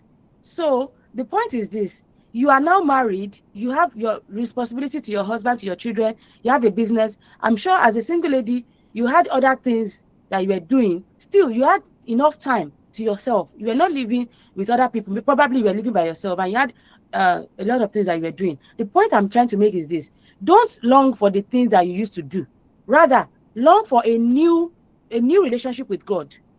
Desire something new. Forget about the former things. Forget the old things. Focus on building something new with God this year with your situation. And I'm sure God, the Holy Spirit will give you wisdom. I think one of the reasons you were unable to achieve it this year is because your mind was hell bent on bringing back what you used to experience as a single lady. That's in the past. You're no longer a single lady. You're married. Your situation is different. Your location is even different. Your state, your country is even different. You live in a different country right now. So why do you long for the old things? I sense God is telling you right now that trust Him to build something new, even now with your new situation, with your current situation. Forget the former things, forget the old things. God is going to do something new. That's what the Bible says. I'm doing a new things. Can you not see it? Do you not know it? I'm making ways in the wilderness, bringing water out of the desert. Right? So focus on God. Let God lead you. Let God paint a picture of the new relationship He wants to build with you. I understand that you need community, you need accountability and people to be able to grow with God. But if you keep longing for the old things, you won't make progress. So that's something I wanted to just say. It's not just for you. Maybe some other people here might benefit from that uh point, but I think it's important. Yes, the next person is Taiwo. Adega Taiwo. Can you speak? Can you share with us your unfinished business? What goals you missed this year, and whether or not you want to pursue them on, or what plans you have for them? Please share with us. Thank you. Okay, so for me, I have some unfinished business or business that.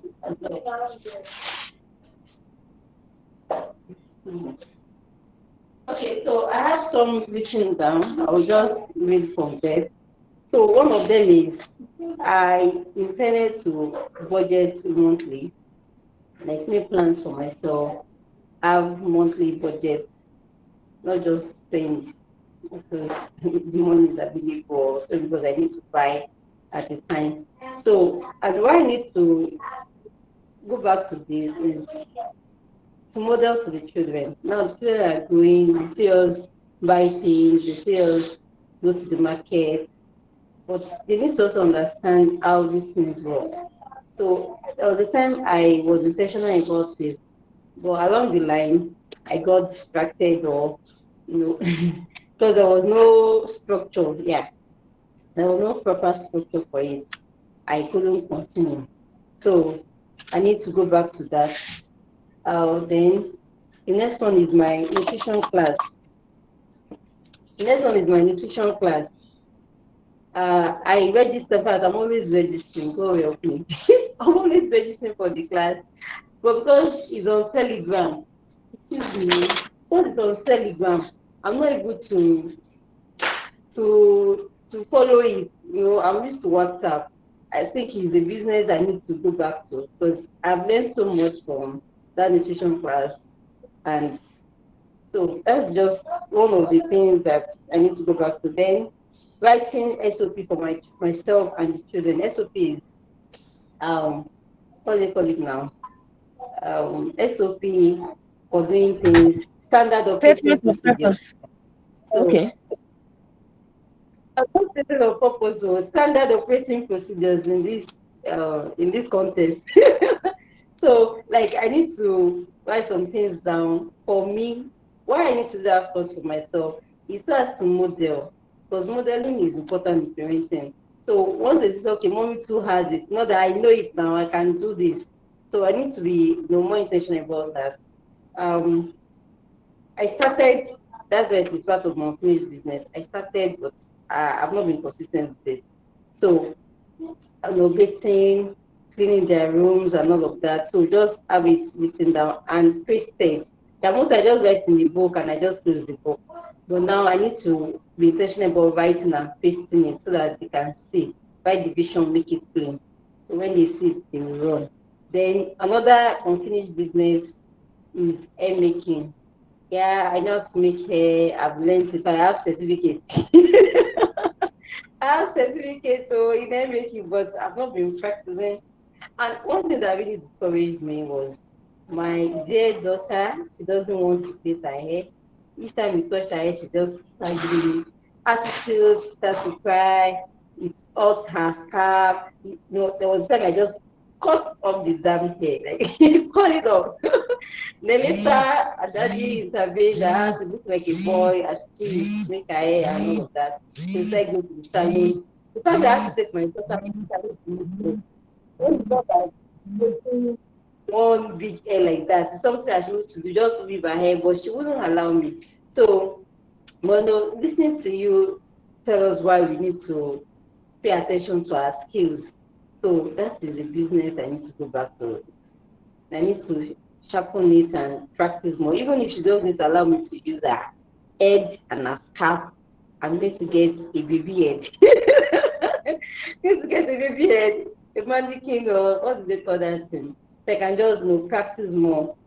Then, like Ms. Ademoke mentioned, writing things down and not going back to them. I just, while she was talking, I asked Annie for my journal that I started writing from the 1st of December for my parenting class. Because we usually start the class every 1st of December. And I saw a lot that have written, I'll just be writing, we are good writing stenographers, right? But we are not able to now go back and review and pick one or two to implement. Maybe it's just one thing you have picked during the course of the class. That's okay, I'm going to do this. But there are other things, right? So I need to intentionally read what I write down frequently and implement. Then I think another thing that will help me is getting accountability in this regard. And I've seen that accountability system helps me a lot. And doesn't have to be one like a big group or no.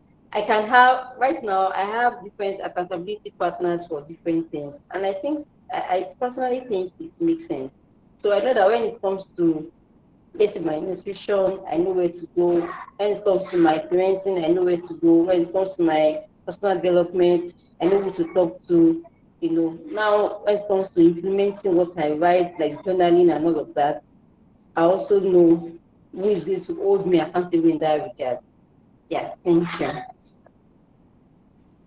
Thank you so much for sharing. So that leaves me. Yeah, before I forget, I think Roke mentioned this earlier. I forgot to talk about it. And since you also mentioned it, when it comes to finance, one of the things that we struggle with as ladies is, not being able to keep consistently maintain a saving culture.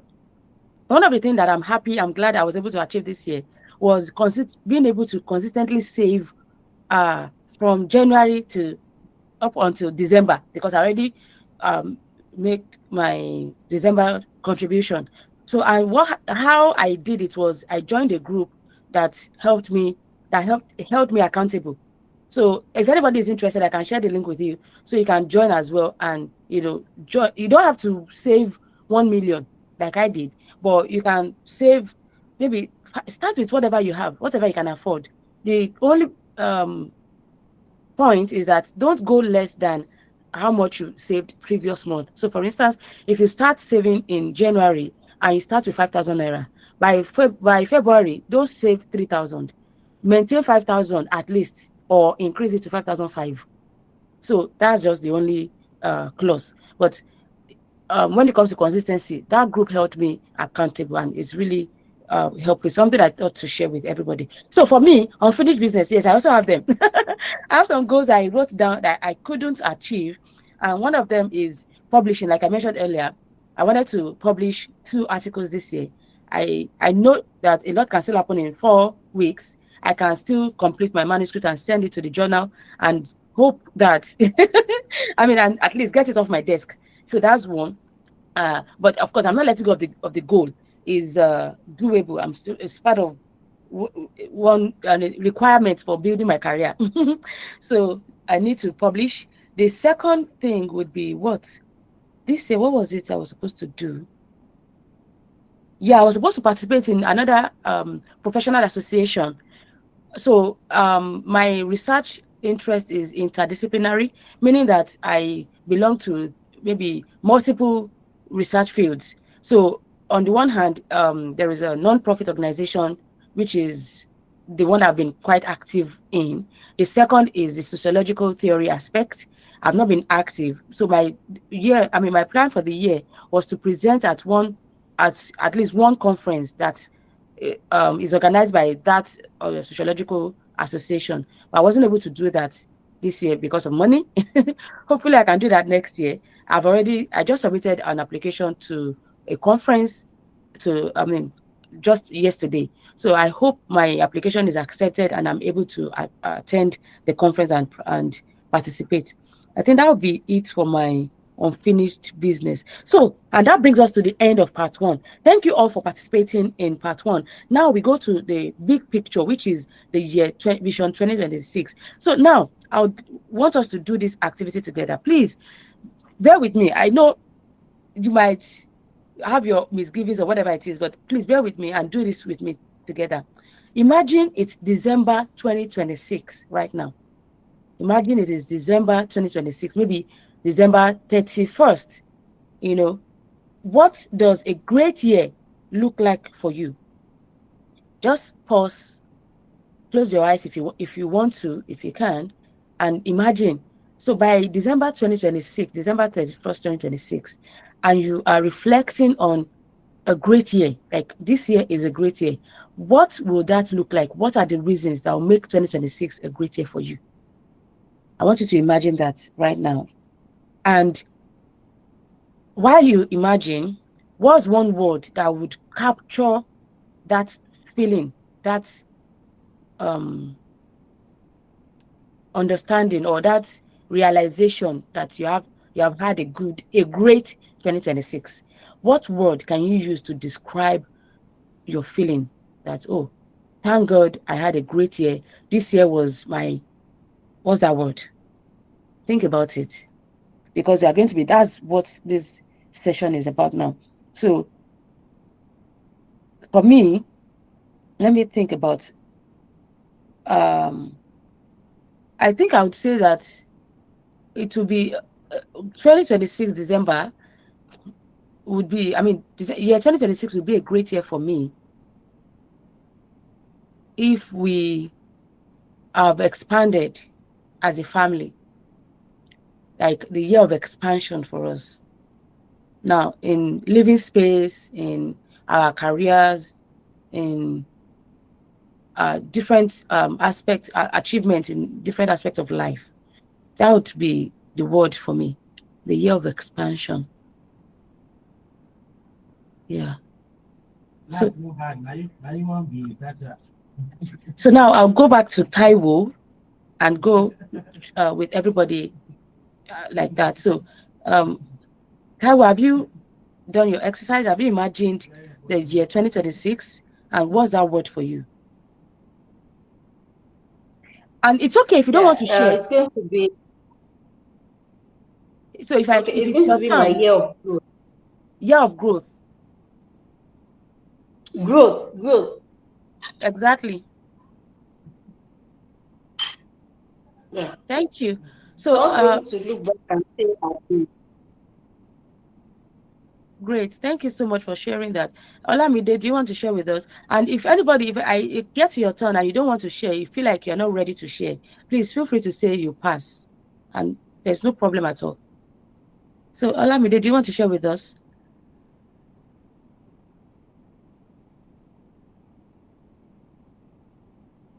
Olamide Bankole, if you're unable to speak right now, it's okay. We'll move on to Victoria. Okay.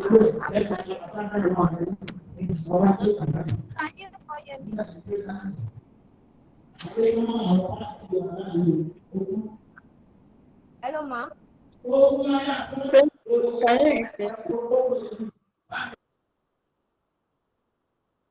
If Olamide is unable to talk, please, you can type in the chat.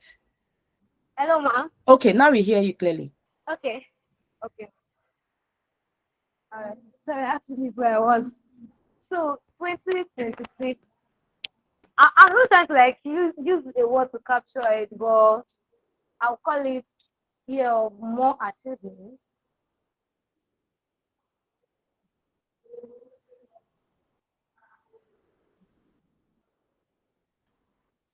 Year of more Can you hear me, achievement. ma'am? Is that what you said? Yes, ma'am. Okay, great, great. Yes, Thank you ma'am. for sharing that. Ajisegiri says it there. You can write down yours in your notes, in your journal, since you can't speak right now.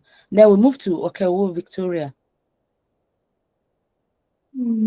Yeah, at my end there, I would say it's year of stability or Mm, year of fulfillment. Mm. nice. That's a good one. Stability. We all need stability in our lives. Yeah, thank you so much for sharing that. So we move to Adejoke Victoria. I would say clarity and growth. Great.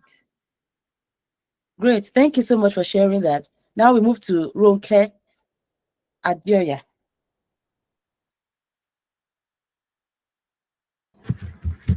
For me, it's establishment.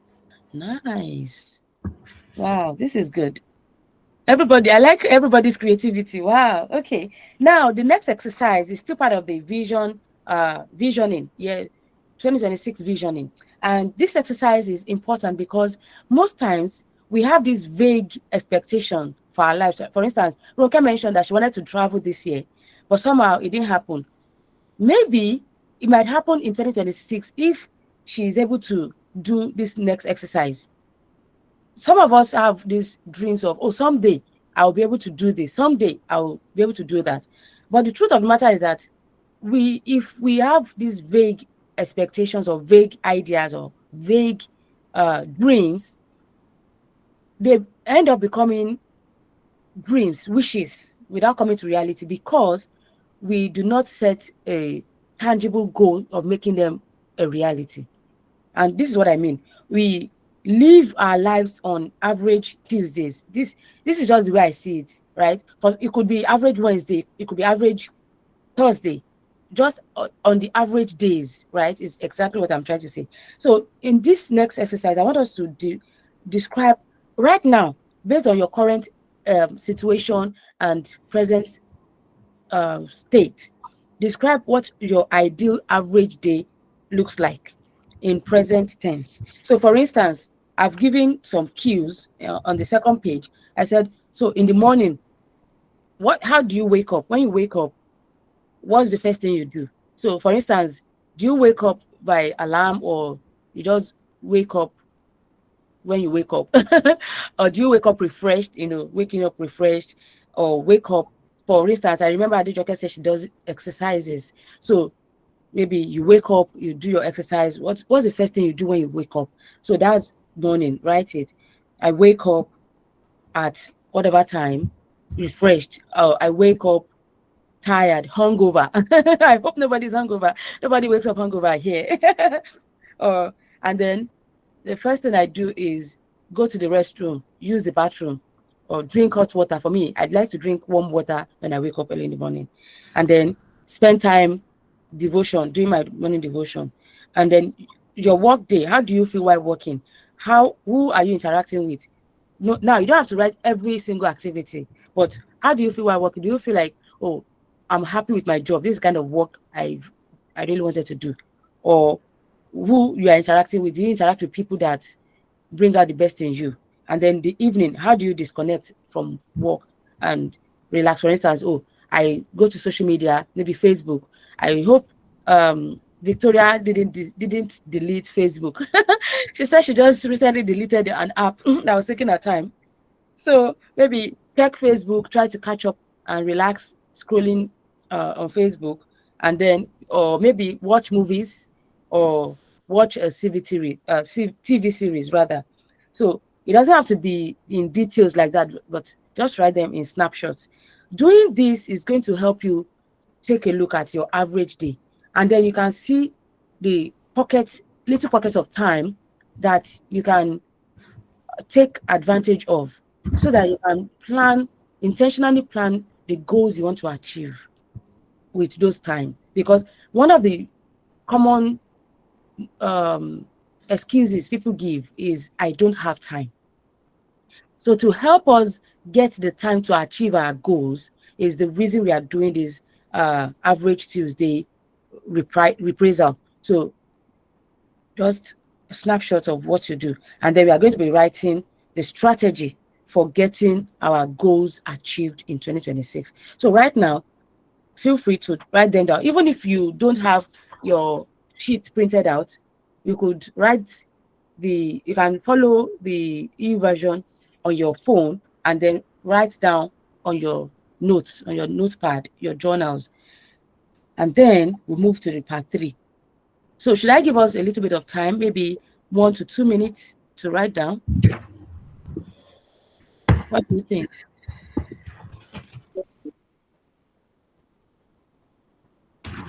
Okay, so I guess, would it help if I play music? Because I know I love music. A few of us, some of us have mentioned that we also love music, right?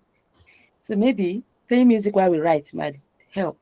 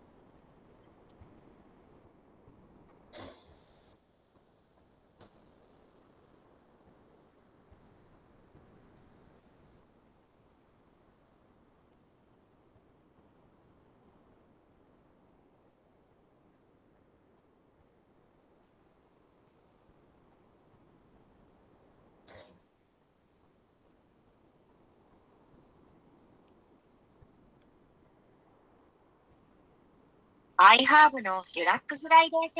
about that. Advert. Advert.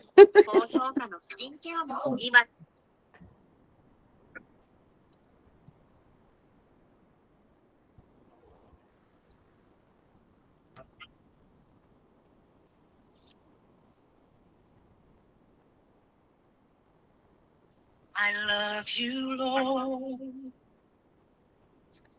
for your mercy never fails me. All my days I've been held in your hand. From the moment that I wake up till I lay my head, oh, I will sing of the goodness of God. So my life you have been faithful. So my life you have been so with every breath. Oh, I will sing of the goodness of God. Of your doors, you have led me through the fire in darkest night. You are close like no other. I've known you as a father. I've known you as a friend. I have lived in the goodness of God. Yeah. For all my life, you have been faithful. Oh, yes, you did. All my life, you have been so every breath. Oh, I will sing of the goodness of God. Okay, so I guess by now we should have been able to write to an extent. So let's move on to part three. And the part three is where the strategy happens. If you know me well, then you know that I am big on strategies. I'm called the brand strategist for a reason, right? So next, we are going to be talking about our priorities. Now, one of the things I've been teaching when I do planning workshop is that setting 10 goals is a no-no. That's a big way to set yourself up for failure. And the reason is because there is only so much you can do. When you have 10 goals, you are going to be setting yourself like there's a good chance that you can't achieve them all. But one way to ensure that you don't set yourself up for failure, that you achieve your goals, is to minimize those things. Even if you have 10 things that you wish you could do in 2026, rate them, rank them in order of priority. Give them like this one has to happen in 2026. So those ones that are ranked top three are the ones you're going to be focusing on. Now, the one of the I mean, so many people agree with me on this, and one of them is Warren Buffett. Warren Buffett also says that having a to-do list that is longer than three is a good way to fail. So, and there are so many other people like that agree with me on this. So, that's just to tell you that I'm not alone in my thinking, and that there are, good reasons why we should do this. The first thing is, so I mean, we are setting three priorities. Everything else is a distraction. For instance, Roka says she wants to travel, she wants to focus on her business, get visibility for her business, and maybe the third thing is what, build a spiritual life.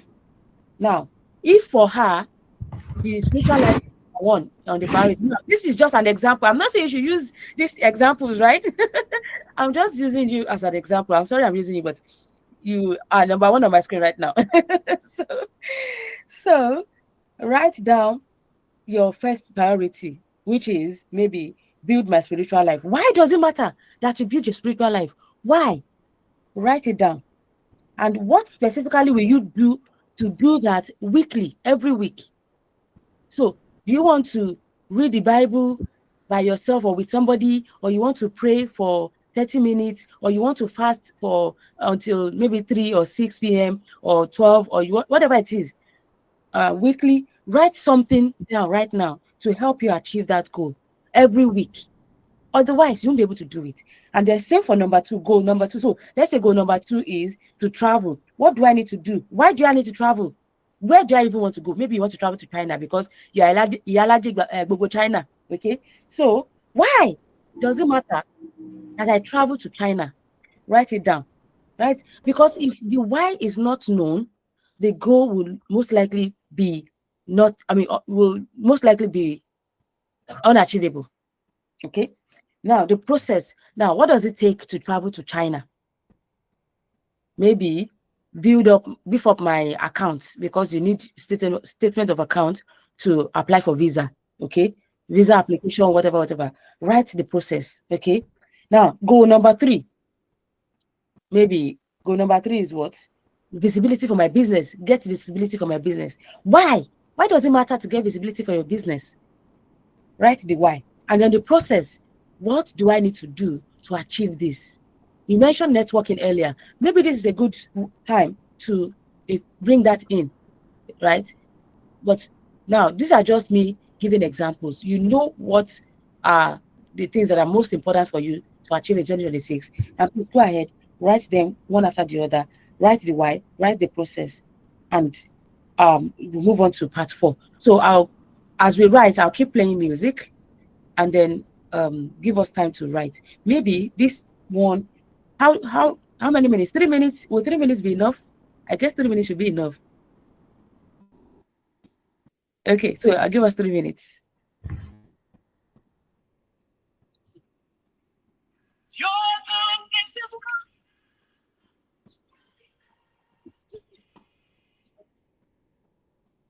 goodness is running out, with my life laid, I surrender. I give you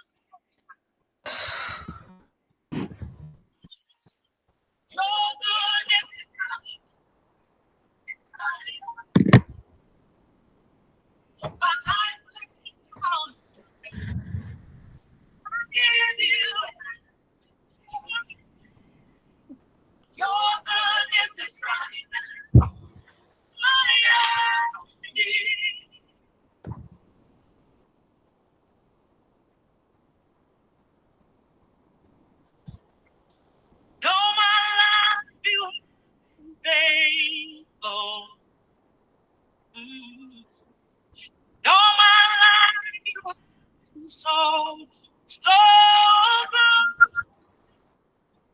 With every I'm gonna say,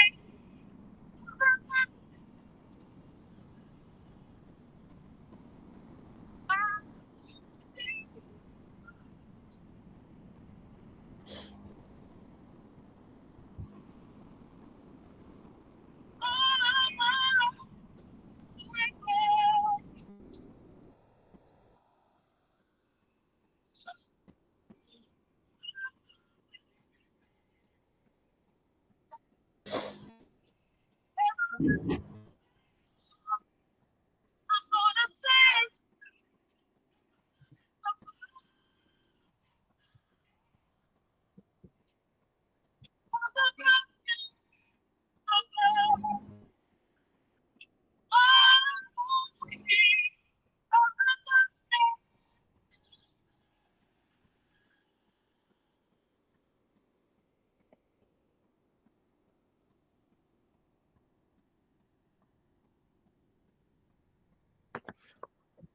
okay, so we have a new person. Somebody just joined us. Oh, she's just joining right now. Anyway, we move on.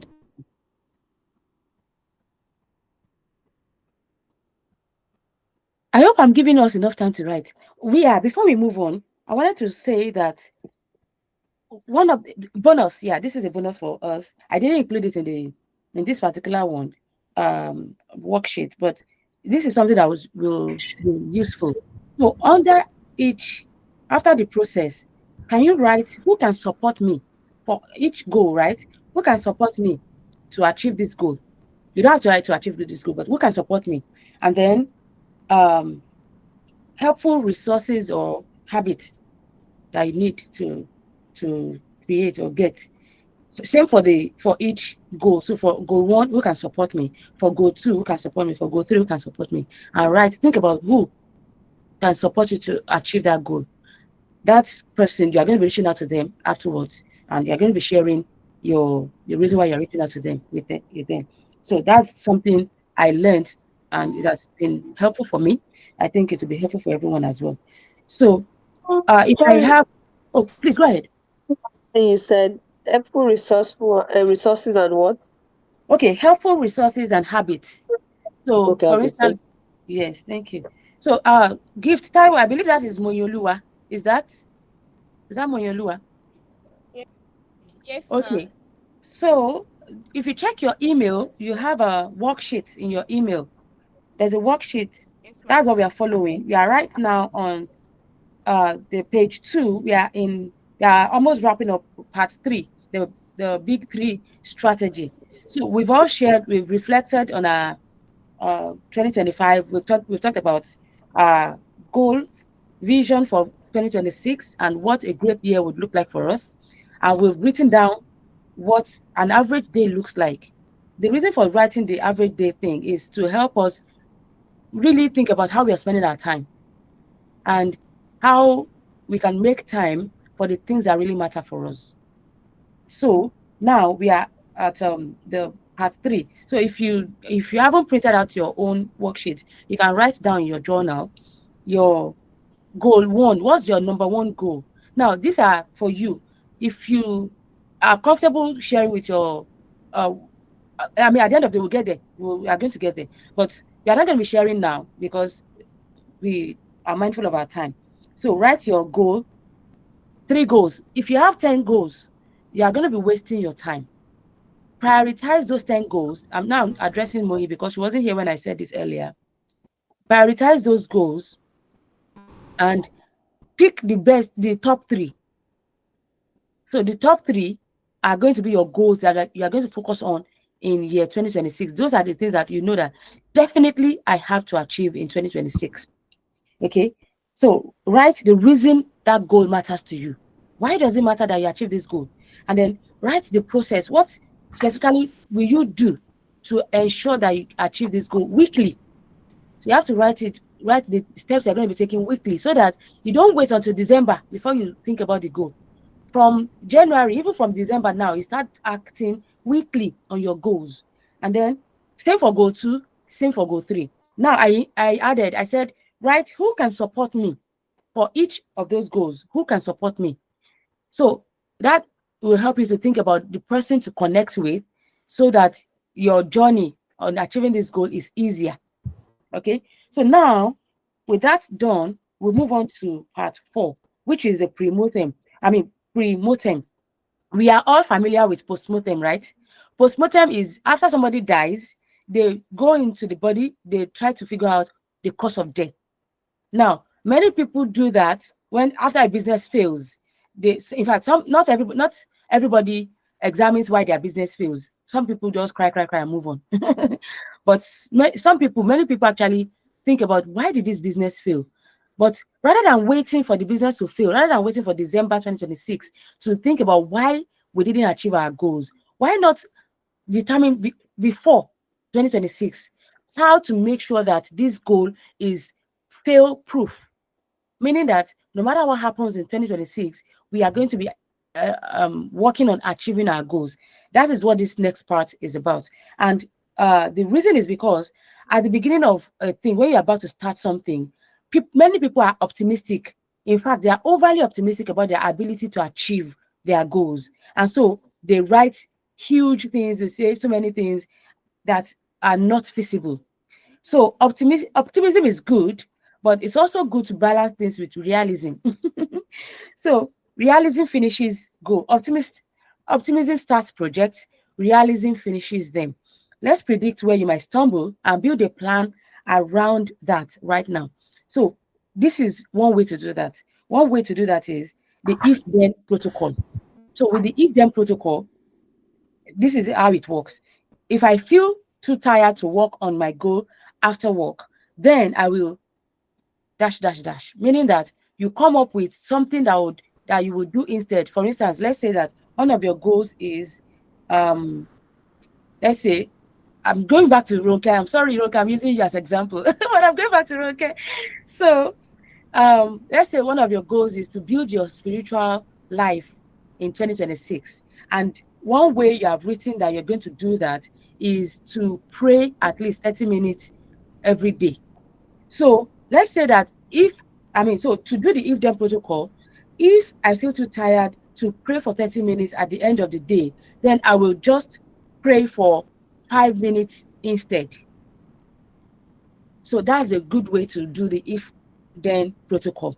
Okay. And then the next page, on page 3, we have number 2. If I get distracted by social media, now this is Victoria, okay? If I get distracted by social media, then I will put my phone in the other room, for example, or lock my phone, or what?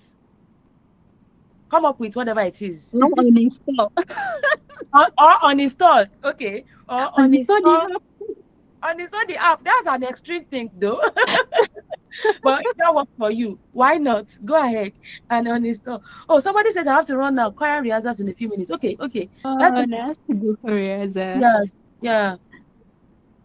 All around excellent and global connection. Oh, yeah. Good. Thank you for sharing. I just checked the chat right now. And then the third is if I don't see results. So now these are 3 possibilities that you could explore. For instance, you get too tired to do personal development. Maybe you're supposed to read a chapter per day or 2 chapters per day, but if you ever feel tired to read a chapter per day, you're going to just read 1 page. That is a good way. So whenever things like that happen, you have a plan already to fall back on. Okay. So this will help you to think about things that could happen and how you can approach them when they happen. So I hope this works. I hope you have written down things as I was speaking, so that we move on to part 5. We are almost wrapping up. I would like Victoria to wrap up with us, because the accountability partner is something I think most of us mentioned that. Those of us who mentioned how we achieved our goals, we talked about having accountability as something that was helpful as a factor. So based on my personal experience as well, I believe that accountability is helpful in achieving goals. And that's one of the things we are doing in part 5. So part 4, I think we all understood what we're supposed to do in part 4. Now we move to part 5, which is the action. You know me, I'm action mama. So the 48-hour challenge is that you do not wait until January 1st to start working on your goals. So now, after this workshop, the tendency for you to go back to old behavior, to old habits rather, is high because, you just go back to life as usual. Life is always there, right?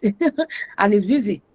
But then, if you can build momentum right now to ensure that the next 48 hours is locked in so that you stay on course, your chances of success are high.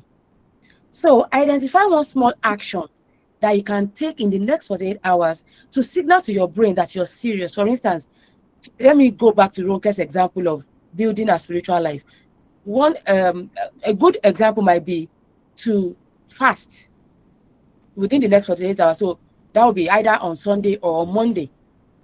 To fast, maybe it depends, depending on your body, because I know our bodies are different, our body systems are different. Some people can only fast for 12 until 12 noon. Some people can only fast until some people can fast longer, or maybe just drink water. If that's also a kind of fast, right? So one thing you can do to signal to your brain that I'm serious about this goal is to say, now you don't have to do this. This is just an example that I'm sharing, okay? Is to say that I'm going to fast within the next 48 hours. I'm going to fast for 1 day and do it. Or I'm going to pray for 1 hour and do it. That way, you are signaling to your brain that I'm serious about this goal. I'm going to get it done. Now, another thing might be, your goal to travel. Okay, what exactly where do I want to go? Think about that. Print a picture of that place you want to go and paste it on your mirror or somewhere you can see every day. That's a good way to signal to your brain that I'm serious about this journey. I really want to make this trip and I'm going to do it. So going to do the research about where you want to go, printing a picture and putting it in a place that will be easy for you to see is a good sign. Then maybe somebody wants to start exercising. A good time might be to buy your running shoe within the next 48 hours. Buy your exercise clothes, or you don't even have to buy it if you have clothes already. Bring out your clothes from your wardrobe and put it in a place where you can see. Tell yourself that this within the next 48 hours, I'm going to take this exercise thing seriously. I'm going to be jogging around our house. That's a good place to start. Okay. Now, and then the last thing for us to do is the accountability partner. So think about who in your life, within your circle, can can stand in as an accountability partner for you. Now, this is somebody you're going to be sharing that, okay, this in year 2026, my goal is to achieve this, and this. And in order to achieve these 3 goals, I have highlighted these activities I'll be doing every week. I need you to check in with me every week to see whether I am staying on top of my goals or not. Those are the things I'm going to be sharing with your accountability partner. And this person has to be somebody who you respect, somebody who you know that you can't afford to lie to, because I know life gets busy and things happen. You know that. And then one thing that I know that has helped me, that has worked, many people I have shared this with, or many people have even shared with me that this has also worked for them, is that putting an amount on this accountability thing, it's helpful. So if, for instance, you fail to achieve your activity, your weekly activity, you are going to be sending an amount to your accountability partner because you failed to do what you promised to do. When you put that particular factor, it gets it done, because you know money is involved. We all need money. We know how we love money. We need money. Nobody wants to part with their money if it's not necessary. So when you know that I'm going to be parting with 1,000 naira every week if I don't achieve my goal, guess who is going to be serious with their goal? So your accountability partner is somebody you're going to be sending that money to every week. Okay? So, does anybody have any question? I know I've been speaking for so long. I don't want to. I usually like it when everybody speaks, but this the last three parts needed me to talk. I see people laughing. You are laughing because you know that when money is involved, they will hold their shokoto tight. they will do chanto. Chanto is proper. So who is going to be your accountability partner?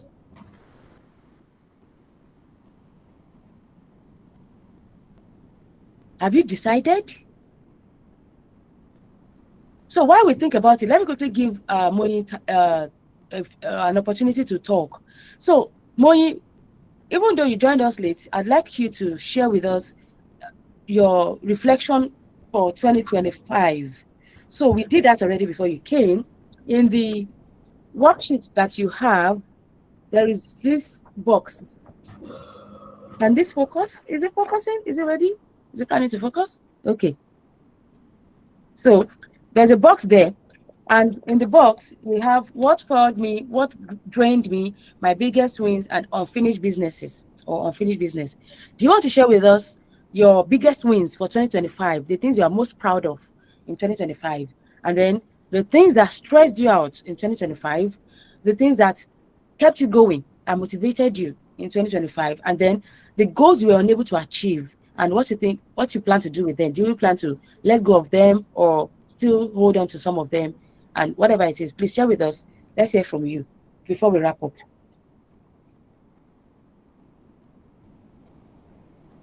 Is Moni able to talk right now? Yes, yes, ma'am. Okay, I've go not ahead. printed. I've not printed the workbook, so I had to go and check. So Okay. that's why. Yes, ma'am. Yes, ma'am. Good afternoon, everyone. Good afternoon, ma'am. Good afternoon. So Good my afternoon. yes, ma'am. So my biggest win, or one thing I'm proud of in 2025 is I was able to read a lot of books. Yeah. So one of my goals this year was to make sure that I read a lot of self-development books and spiritual books, which I was able to achieve. So then, what drained me? Well, I would say procrastination. Procrastination. Then, what failed me with where I'm going to? Yeah, that was what kept me going. Where I really want to be, the places I've pictured myself to be. Those are the things that kept me going. So, unfinished business is that the things I've learned, I've not really put them into practice. So they are only head knowledge. I've not been able to practicalize them. Yes, that's all the question. Yes, ma. That's all, ma.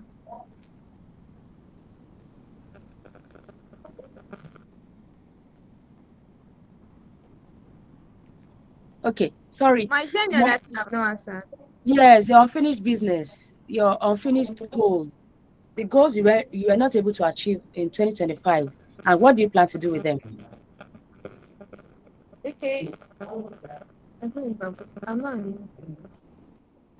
So my unfinished goal is to connect. Yes, I'll use the word networking. Yes, to network with like-minded people and those that share the same goal as mine. So, well, I don't know. I would just say I've procrastinated this for next year. So,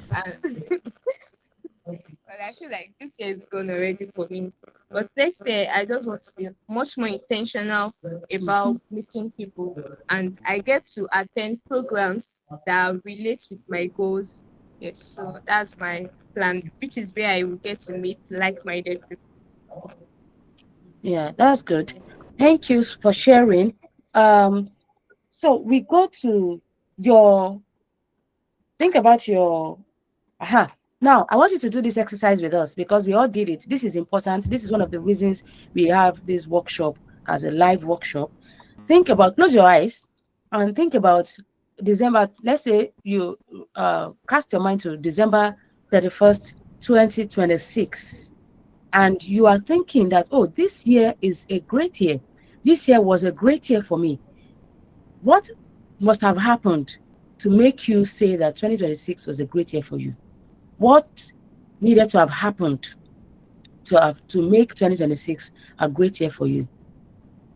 When you think about it, what's one word that you can use to describe that feeling that would make you say that, oh, 2026 was a great year for you? So take your time, think about it, and then when you're ready, tell us what. So for me, I said for me to be expansion. I could have expanded in different ways in our living space, our career achievements, and all, and developments in all aspects of our lives would have expanded. That is something that will make 2026 a great year for me. So, what is it for you, Moi?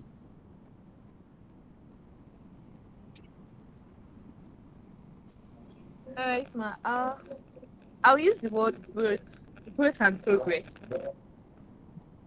That's similar to one. I think what it was Adejoke Victoria who said something like that.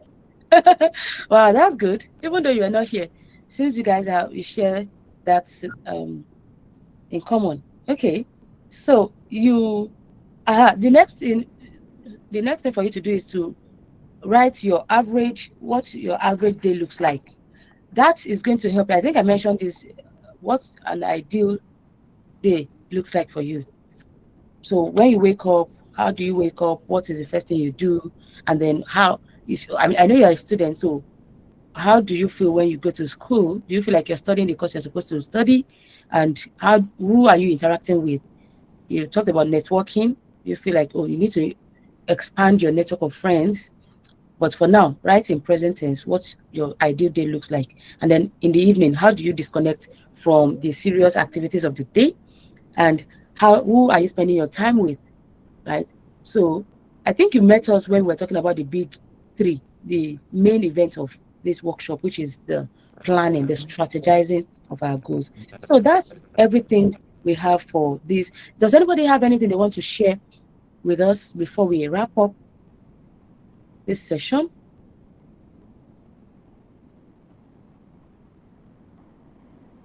Ma, I have a question. Go ahead, please. Alright, ma. So there is a place here that says I should describe my ideal average day in 2026 in present tense. So that means I'll be using my present to determine my day for 2026. Yes. So So based okay, on but what the reality of what you have, like right now, the thing is this: we usually have these vague ideas that, oh, I'll go on vacation next year, I'll go on this, I'll do this, I'll do that.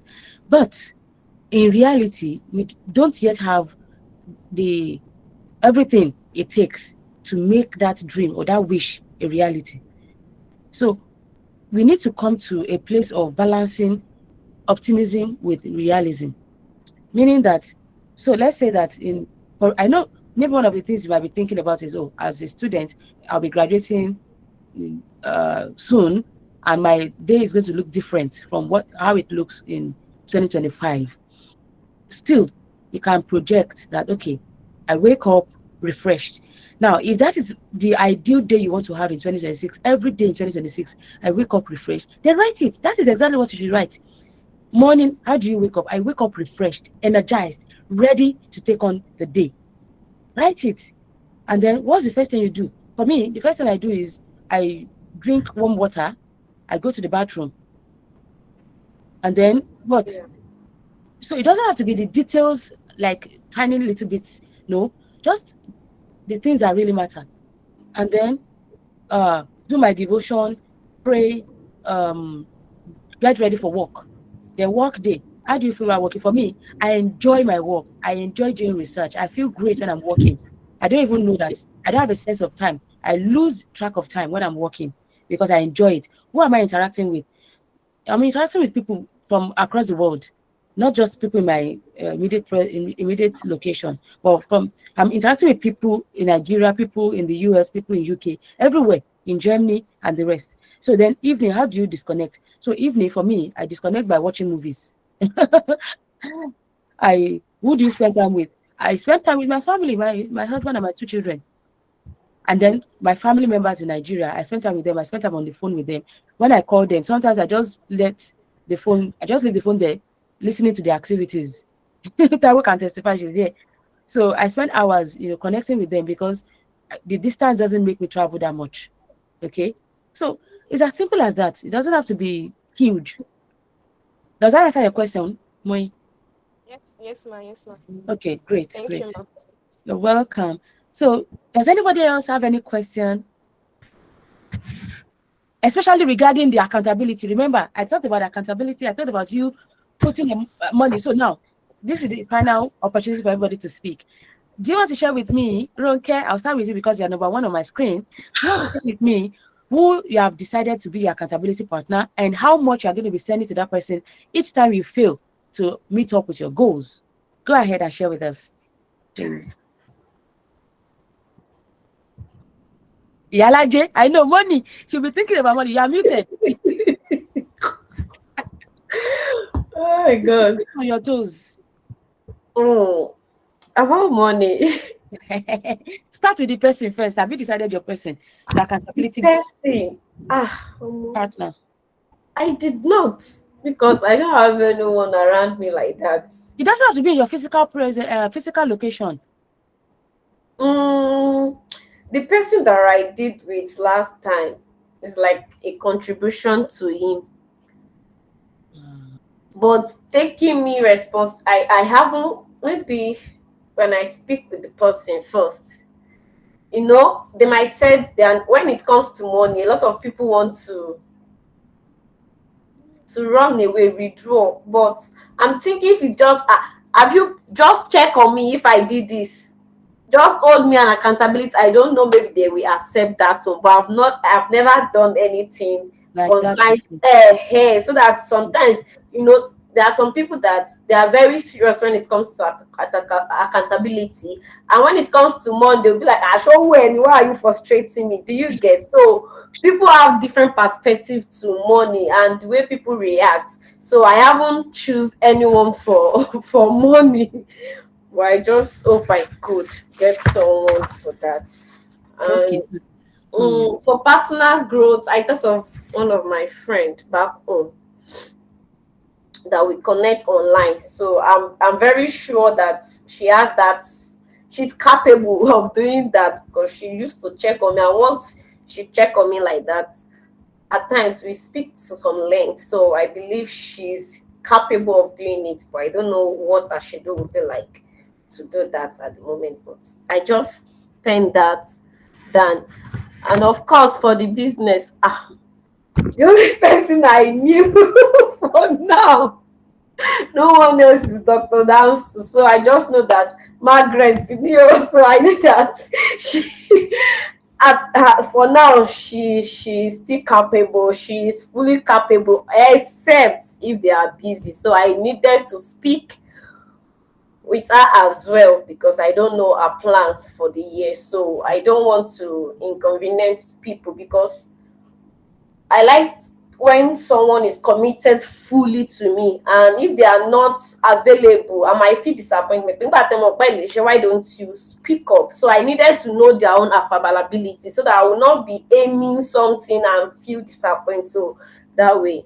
And who else again? For the spiritual life, I thought of my sister back home as well. So I just hope they could, because I needed to speak to them as well. So that is for my support. Okay. Thank you so much for sharing. Next Yeah. is Moi. Okay. So Moi can talk about her accountability partner. Have you decided who your accountability partner would be? And yeah, share with us how much, yes, how much you're going to be sending to them when you fail to keep up. Yeah. When you fail to keep up with your goals. I've not decided yet, ma, but I think I like it. So because I can't give anybody my money. So I feel it will work for me. Uh-huh. But I'm Okay, not decided. I'm not decided with Then I have a question, ma. Please, go ma, ahead. is it that I should have accountability partner for three goals, like different people for the three goals, or I can have one for You can have one for all the goals. It doesn't have to be separate people. You can have one person okay. as an accountability partner. I think that's going to even make it easier for you, so you don't have to think about connecting with different people. The point is, you I've not the thought of you, okay, take your time to think about it. So the point of accountability partner is that you share with them that, okay, for year 2026, these are the three goals that I'm pursuing, that I'm working on. And my process, I decided to do this and this and this every week in order to achieve these goals. If I fail to achieve any of these goals, to do any of this in weekly, I'll be sending you 1,000 naira on Saturday for failing to do my activities towards my goal. That's just the point of the accountability Oh, partner. okay. Yes. It's okay. Now let's move on to Victoria Adejoke. all right, so Hey, good afternoon again, everyone. Good afternoon. Sorry, please, can you help me with a question again? I know it has to do with something accountability partner, but I want to get the full um. Okay. So the question is that, have you decided who your accountability partner would be? And if yes, please share with us. And then how much you'll be sending to them every time you fail to do the activities that will take you towards your goal. How much Oh, are you planning to send? okay, I've been thinking, but I've not Okay. concluded on who should be my accountability partner. And then for the amount, I don't think I'll tell the person that No, you don't have to tell the each person. You don't have to tell the each person. You are deciding. Mm. Oh yeah, you have to tell okay. the person. Remember, I mentioned you have to tell the person. You have to. I'll be That's the sending reason that I'll be sending this amount you to have you to. every Friday. I mean, or every Saturday. You have to tell the person actually. I I think don't think. using big money will help so that you Yeah. won't. Okay. If Let's it say is one let's thousand for let's me, start I can with always pay 1,000 to bail myself out. But if I'm putting 10,000 now, we think twice before so doing that. yes. So let's use 10,000. You know, I'll send to I'll let me say 2 5. Yeah. I mean, it's your decision. Mm. Just to achieve the goal. Yeah. Yeah. Thank you. Thank you. So next is Adeyiga Taiwo. Interesting conversation. Ah. Okay, so yeah, I've started already written down their names and I'll reach out to them. The three of them, no, the goals are separate, so each of them have their area of strength. So I'll reach out to them. I'll let them know that for 2026, this is what I have decided, and this is what I'll be doing. So about the money part, all of them they love money. Oh. So hey, so I'll Mm. just tell them 5,000 weekly. Ah, how many weeks do we have in a I month? How think many it's to months do we put have in us a on year? our track. So The reason is that when you know that It's money not is for them involved, to. you will do everything within your power to achieve your activities for the week. Because at the end of the day, when you think about, I don't have 5,000 naira to send to this person this week, you will know that, okay, my activity is to read a chapter. I will read it. Is to pray for 30 minutes. I will pray. What's the other thing? To exercise. I will exercise. In fact, I'll set an alarm. I'll get up. I'll exercise. So, but then when on days when you are unable to achieve your goals is when you send money because you failed to do what you said you were going to do. So that's your consequence for not keeping up to your word. And I think using someone that likes money will help us as well. We don't want to feel embarrassment and we don't want to feel like, hey, giving this person this my money is a lot. So I Yeah, think it's a push on its own to be yeah. able to focus, because if we said 2,000, we can always avoid 2,000. If you said 5,000, can all use money that you know that you can't avoid, and 8,000. to drop it like this, it is going to take something out of you. Like, it's going to pain you, and you are going to know that, oh, because I failed to do this. So I think it's going to push. But if you use someone that can always forgive us, I think it's not going to help us as well. Yeah, Hmm. exactly. That's That's the point. okay. So 5,000 it is. Yeah. Thank you. Okay.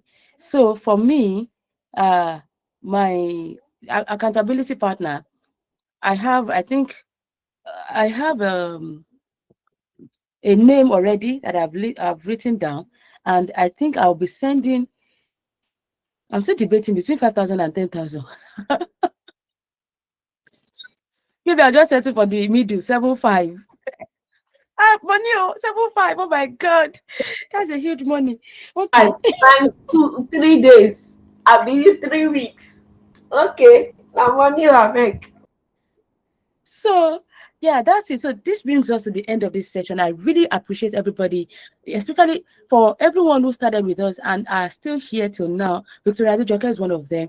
Taiwo Adega is also one of them. I really appreciate you all. God bless you for taking the time to, you know, plan your year ahead. And this worksheet, please try to print them if you can, or the things you've written, find a way to make sure that you have them with you every time, because it's one thing for you to write down, it's another thing for you to make sure you stick to the plan. Okay, so please do your best to stick to the plan, and I'm going to be checking in with everyone, and to do that I propose that we meet again in 90 days time. So 90 days time would be, this is, that'll be 3 months, right? This is December, like, let's say we'll count December, January, February. So by end of February, we have another meeting to check in. And at that point, there should be some progress on our goals. Then we can share the goals we have written, and the how we are keeping up with our accountability partners. Uh, so we are going to be doing that in February. I'm going to share an email after this meeting. It might not be immediately, because I would want to get the recording also in the email, so that I don't send pieces of emails, but I'll be sharing the recording and email about next steps. Feel free. And then there are some ideas that are also popping up in my mind that I would like to share with us. So feel free to let me know what you think about those things. So please watch out for your emails. I'm going to be using the Real Girls Well, Forum. that's all ahead. Mm.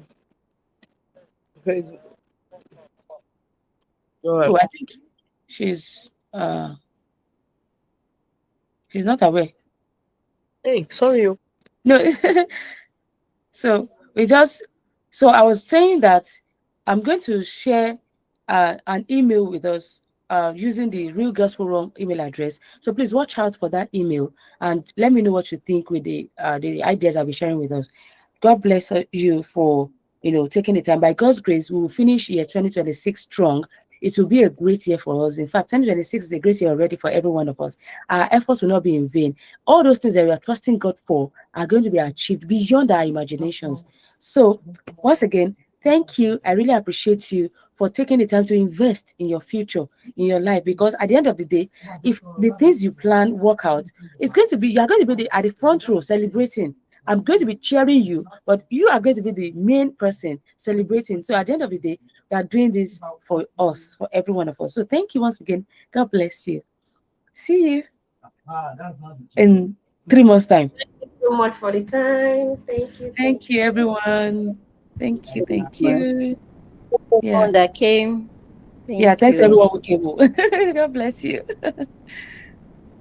Yeah. Bye, everyone. Thank you, ma'am. You're welcome.